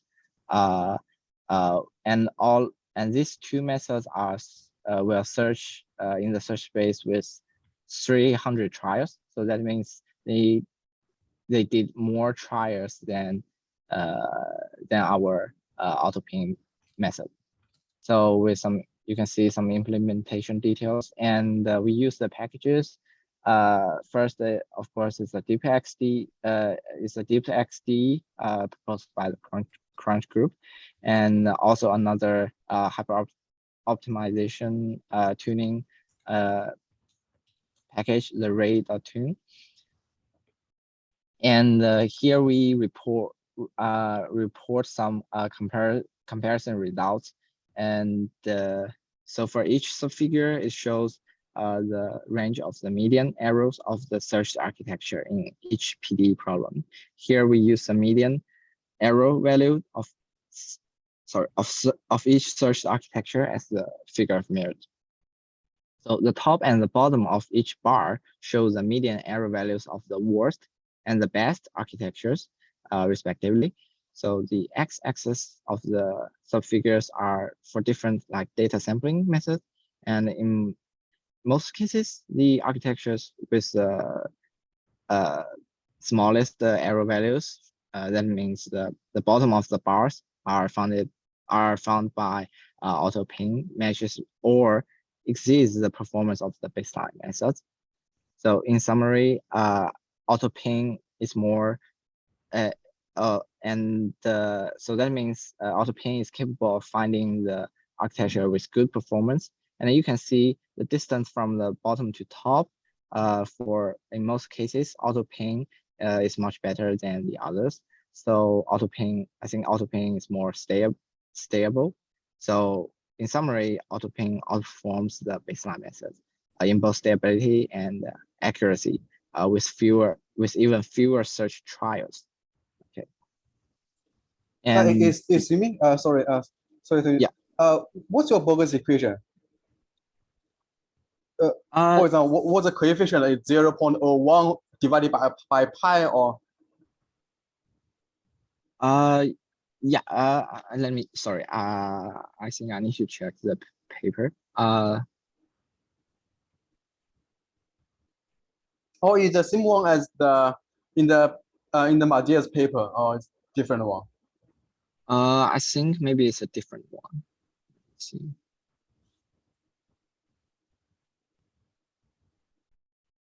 Yeah, it's a different one, I think. So what's the coefficient? Do you remember? Sorry, let me check. I need to check. He's asking about the viscosity. He's asking about the viscosity coefficient. Yes. The new in the equation. What's the number? Let me see. Please give me. I'll be surprised if it's not 0.01 over pi, but so it's probably 0.01 over pi, but yeah, there's something going on here. It's not optimally trained. Once again, we have a fixed computational budget. The L2 error is definitely not as good as it could be, but it's a comparison study here. So, you know, all of them have the same computational budget. It is 0.01 over pi, by the way. I just looked in the paper. Yeah, exactly. Yeah. Yes, actually, we did the same thing for Borger's equation, as George mentioned 4 years ago. Basically, we searched different network size, learning rate, activation function, basically the same, similar thing. And we applied different methods, random search, hyperband, Bayesian, optimization, genetic algorithm. And we also have a budget. Our budget is, basically 4 years ago, we limit the training time to be within, I don't remember exactly, 30 minutes or roughly. I see. Okay. And the smallest L2 relative error is below 10 to the -3. Okay. Yeah, and actually, one interesting thing, we manually found an even better configuration, which is even better than the machine found. Which Yeah, so, almost, yeah. So what Lulu, Ulysses, what we did is I issue a competition. Who can beat the algorithm? And we got like $100 certificates for a Poisson equation and the Burgers equation. It turns out, I think, for the Poisson equation, everybody in the first round beat the algorithm in terms of accuracy. But then we use that and improve further the algorithm. For Burgers equation, nobody could beat the algorithm. Okay. So we had like 40, I don't remember, more maybe 20 people doing tests or something like that. So the algorithm, 20 people, yeah, 20 people, yeah, 20 people, I remember, yeah. By algorithm, you mean the optimal search? Yeah, what Okay. Lulu described, and they're actually distinct. That's why if you're at the 10⁻⁻1 accuracy, you're not at the bottom of the barrel, so you can make any arbitrary conclusions. Okay. For example, one thing that we found, we never published this, was that for Burgers equation, you go with shallow networks. For Poisson, for Burgers, you go with deep networks. I think 8 layers was the best or something like that. But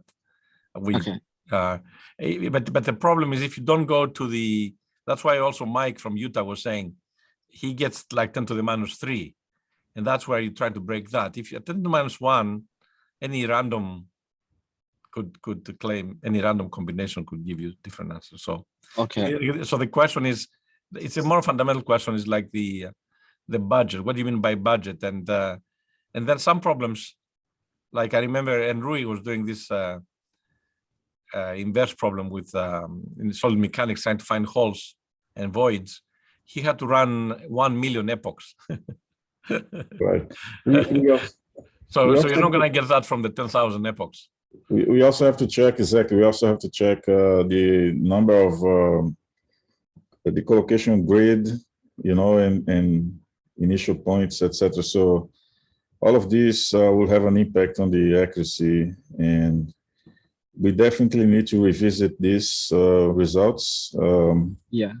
And try to get more training in there, see how it changes the results. But this is a first attempt. Is there anything published of these? No, we don't have. We haven't published it. Maybe in Utah, Mike. You know, if you guys continue, if Shandian continues this. Yeah. No, he doesn't. I've seen some papers by Paris though, with like a grid of different settings, kind of like the beginning grids they showed in this presentation. But I don't think we have continued anything. But we're talking about the, like, for example, some of them, like you can see the errors are pretty low, but for Burgers it's pretty high. So yeah, you still have towards magnitude to go, and you don't know what's going to happen there. We have to check what's going on there. Yeah, definitely. I actually have a question. is there computational cost for all of these? I guess that's my, that would be my main question, is because if you have to run 260 times, why don't I just bump up my iterations to 1,000,000 and have an optimization criteria like the change in the loss, and just let it run or make it larger and get down if I'm going to be spending so much time, you know, running 260 times just for one problem, if you can't do transfer learning or anything. Okay. Or do you have any already computational cost plots or anything like that? Because what is the like benefit, you know, what is the accuracy benefit per additional computational cost to run Auto-PINN? Sorry, could you? I think we may not have this plots. Do you have a plot like, let's say, performance versus computational cost? Do you have a this plot? Is it's very costly, right, to do this? Yicheng, I can ask you in Chinese. Oh yeah, okay. Do a Xiao Qian.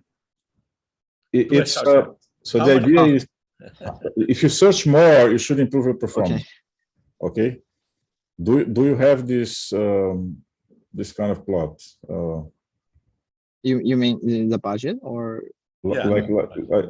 I think that was the question. Correct me if I'm wrong. If you have a bigger search space, if you exactly, train more, then you should get better performance. Do you have anything like that, or was it the same budget for everybody? You mean I should say it's same, like for each PD, it's relatively like it's a fixed search try for each PD. So I in fact I do not like have a data on how much we paid for each training. Yeah, but for the, since we have already like reduced the search space a lot, I don't think it should be very large, but I don't have a specific data on this, so maybe it's a. Yeah, the idea was to do it as cheaply as possible, I guess. So, you know, let's reduce the search space, right? Let's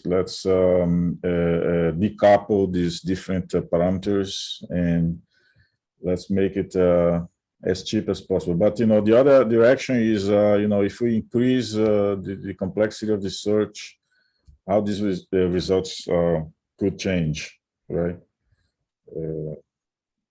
So yeah, I think another point there is these searches are really heavily parallelizable, right? And you know, yeah, if you have it's one really long run, you know, I mean, even though you're doing parallel computations in there, that could take longer to do. You know, you take 260 and you run them and you do a first pass to see what the optimal parameter set could be, and then you just start your actual training from there. Is a possible workflow that comes from this.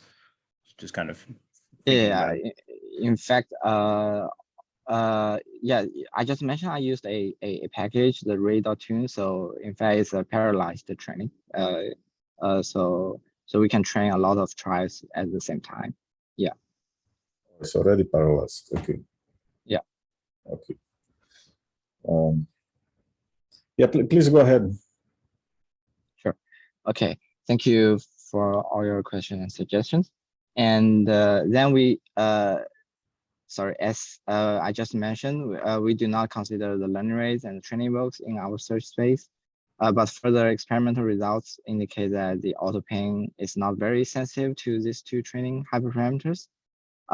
So you can see the figures and the size. We use a different color and the different shape of the markers to represent different learning rate and epoch settings. And a larger marker in these figures mean better performance, and that is the corresponding PIN have smaller testing error values, and the search architectures with different learning rates and epochs will basically congregate at a specific region in the search space, which means those architectures searched by Auto-PINN are still available within a range of proper learning rates and epochs. So also we can see that the pins show different performance in the structures. For example, for the heat zero, the PD requires wider structures, but it's very insensitive to the depth. You can see the distribution, and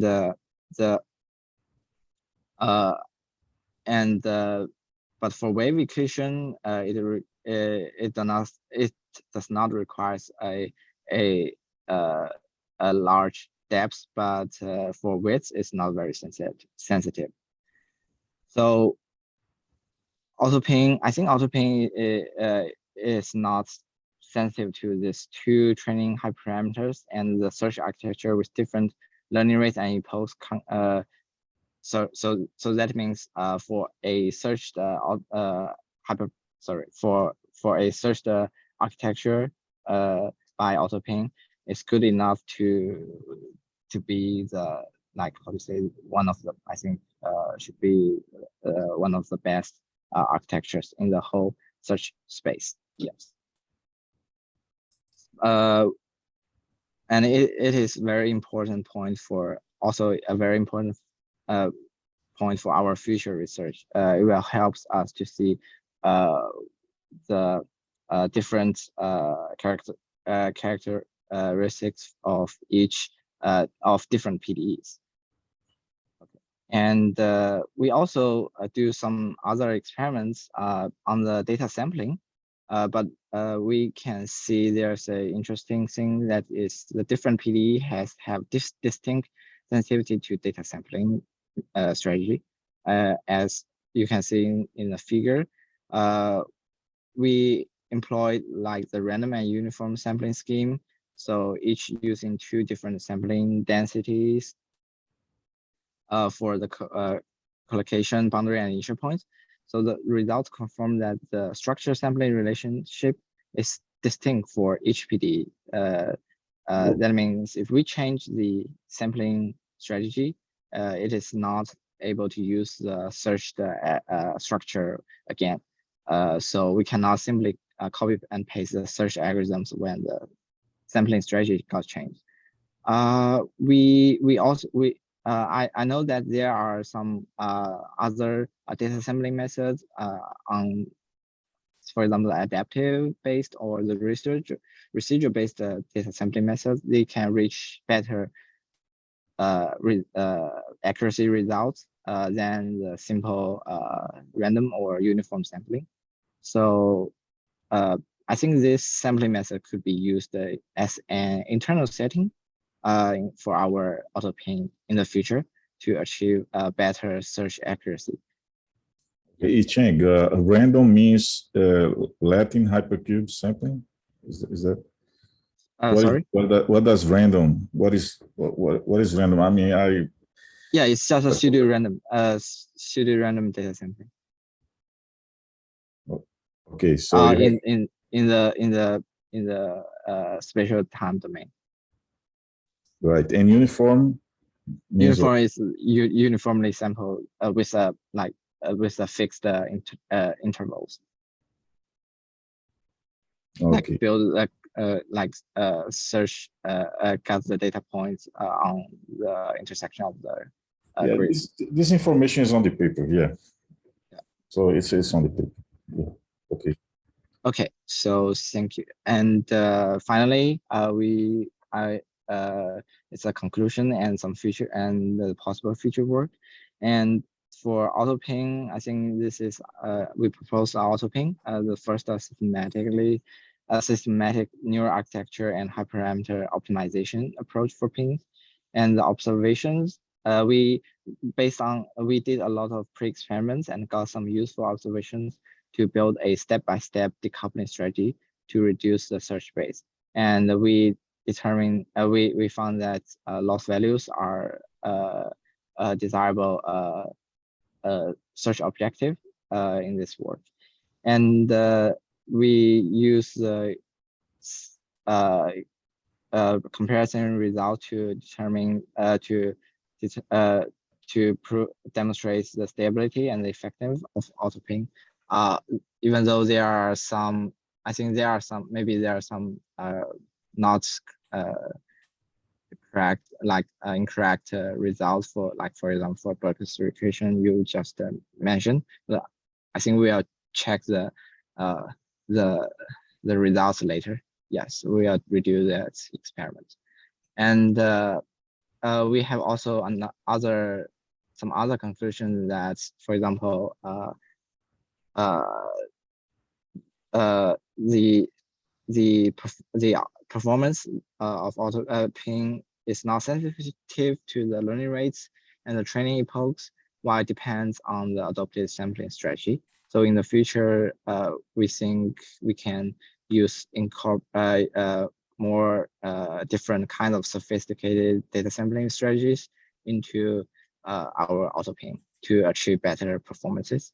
And as you just mentioned, using adaptive activation functions is also another good choice. So that could also be our future works. Okay, so I think that's all. Thank you so much, and thanks again for the invitation. So yeah, do you have any other questions? Yeah, so before I go to the question, so just to reiterate that, you know, this is our first iteration of Auto-PINN. So yeah, there are some rough edges, but I think you know, we are going in the right direction, I hope. But we would love to get the feedback from the audience. You know, we already got some very useful feedback. So if there is more feedback, please keep it coming. I still have a few questions on the LBFGS. So which backend do you use, TensorFlow or PyTorch? PyTorch. Okay, I see. Then you use the default setting of the LBFGS in the DBSD, right? Yeah, right. Do you use float 32 or float 64? Sorry? For the procedure, do you use float 32 or float 64? 32. Yeah. Okay, I see. Because LBFGS sometimes could be tricky. Okay. Yeah, it is. So you're adopting, Yicheng, you're adopting the best results found, right? During the best loss found. So if the thing explodes, you just use the best result, right? Yeah. I think the main difficulty, Ulysses, that's why we didn't publish the results, although we had more consistent trends than this study, actually, and I would say more systematic. We didn't publish the results for the following reason. And here I can tell that the results, I mean, it's very incomplete from the point of view of, you say wave equation. Okay, now if I start with the initial condition, which is a L2 or C0 L2 mix versus an L infinity, you get total different results. If you get the first order versus second order, you get total different results. So the big challenge is not so much to be efficient because after all, you just have parameter. It's a parameter optimization. It's not really like this pruning architectures and so on that we do in NAS. This is not what you're doing. Although we also try this type of, and that's expensive. In fact, Zogren's thesis was supposed to be that, but we dropped it. But the difficulty is that there's no consensus on what set of benchmarks you would have. And even if you tell me the Berger's equation, it really depends on the initial conditions. For example, if you start with a sign, that's one thing. If I start with a Gauss random field with a correlation length 0.01, even a spectral method needs about 1,000 modes to solve that in 1D. Right. Okay. So it's not really equation dependent. It's really solution regularity dependent. So you have to define that. Yeah, exactly. But there's no consensus on that. It's not like the ImageNet and so on. There's no consensus. The consensus, the PD is very hard to reach because of the plurality of solutions. Even the regularity could be in any equation. Okay. Yeah. Of I course, the think- diffusion equation will have continuous solutions, but any other equation of interest, when you put a reaction term there, make it non-linear, could do anything. So it depends on the viscosity. So it's really, that's the difficulty. The difficulty, of course, it's difficult to search spaces and so on. Okay, but intellectually, from the intellectual point of view, from the conceptual point of view, is how you define I completely. the search space, not of the parameters, but of the equations and solution regularity. I try to recommend, that he uses different kinds of PDEs. So I guess we have 8 or 9 or 10. I don't know, but I agree. We do not have ImageNet. You're absolutely correct. It's a different environment. But I think, let's say you have reaction, diffusion, and advection, right? Phenomena. And I was hoping that you could find some trends relating to these different phenomena, which might be general enough to That's what I'm telling you. That depends on the regularity of the solution, not on the equation. I just told you that you can have a wave equation which has perfectly smooth solutions, or you can advect square waves, right? So or solitons, or you can have totally L2 solutions. Right. So it has to do also with the regularity. So which one is more important? Is it the PDE or the regularity? I can't tell you. I wish I could. You don't know that, right? So, but I think it's a mixture of both. Yeah. But I completely accept your criticism in that regard. So we need to do more experiments and hopefully many more experiments, more PDEs, more initial conditions, and see if we can see any trend. I think one of the most important next steps will be to use an adaptive activation function, so we don't have to be searching. Also, maybe use self-adaptive weights and see how this changes the results. I have this question. I would give a talk at ECOMAS. There were 2,000 people, so they asked me this question: how do you choose the parameters? Is it auto-OML or something like that?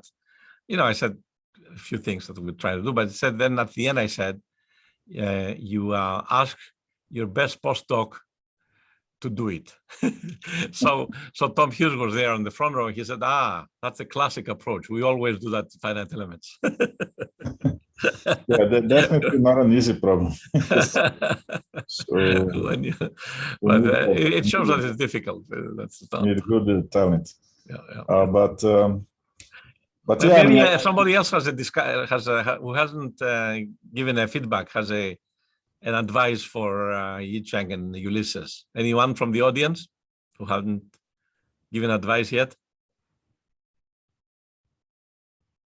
Hey, I may have one thing I had in mind. Can you go back to the slide where you showed the layer width, right? When you play with the layer width and you have the graphs.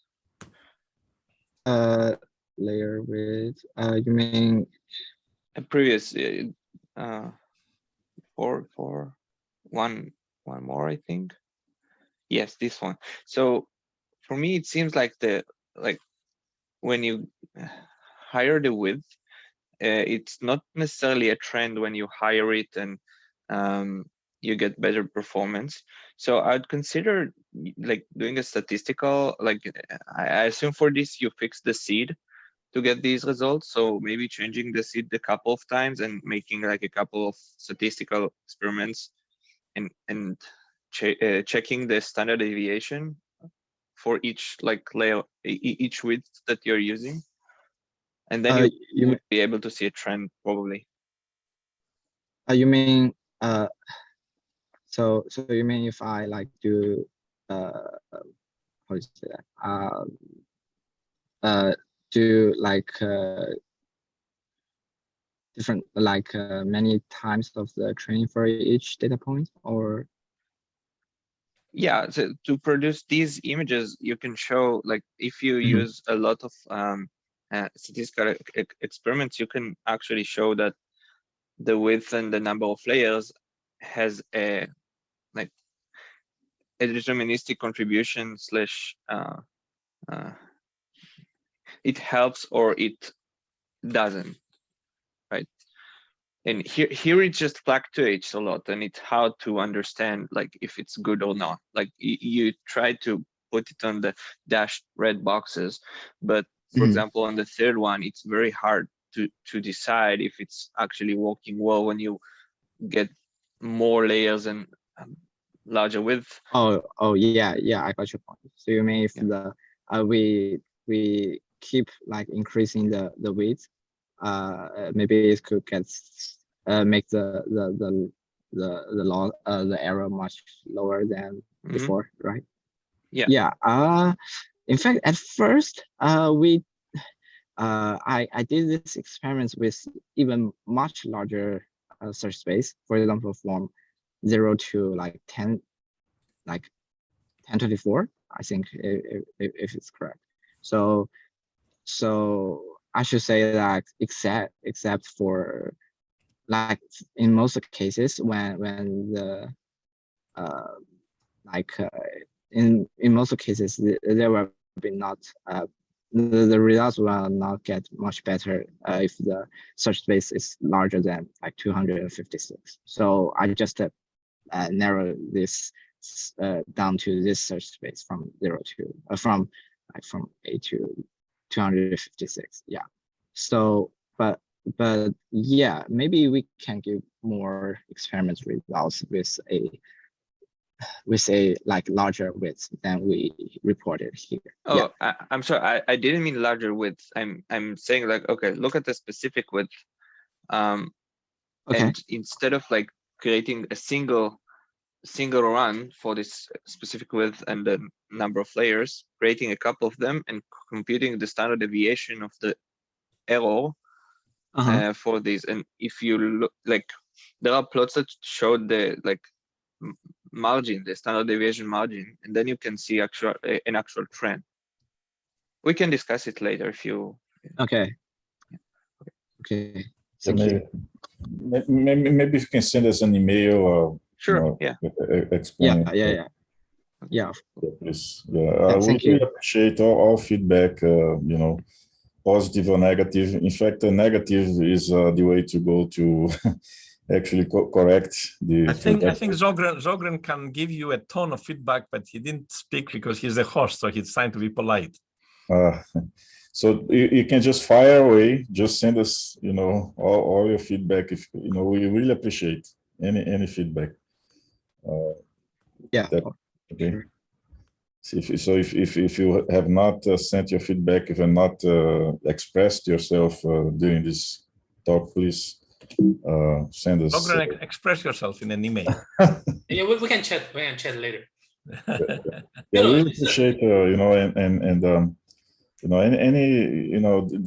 this could evolve even to a point of co-authorship or anything like this, because we really think this is an important problem, and and I see that you guys have already looked at this problem, obviously, but on the other hand, these other guys, Shahu and Yicheng and his group, I mean, they have a lot of experience in this AutoCAD. So if we can bring together these two expertises, this could become something useful. Yeah, so, Zogren, maybe we can finish here. Thank you very much, Ulysses and Yicheng, for coming. Maybe Zogren, you want to finish the proceedings? Yeah, of course. Thank you. Thank our speakers. And yeah, this is it for this week's Cron seminar. So everyone has a good Friday and good weekend. I'll see you next week. Bye-bye. Thank you.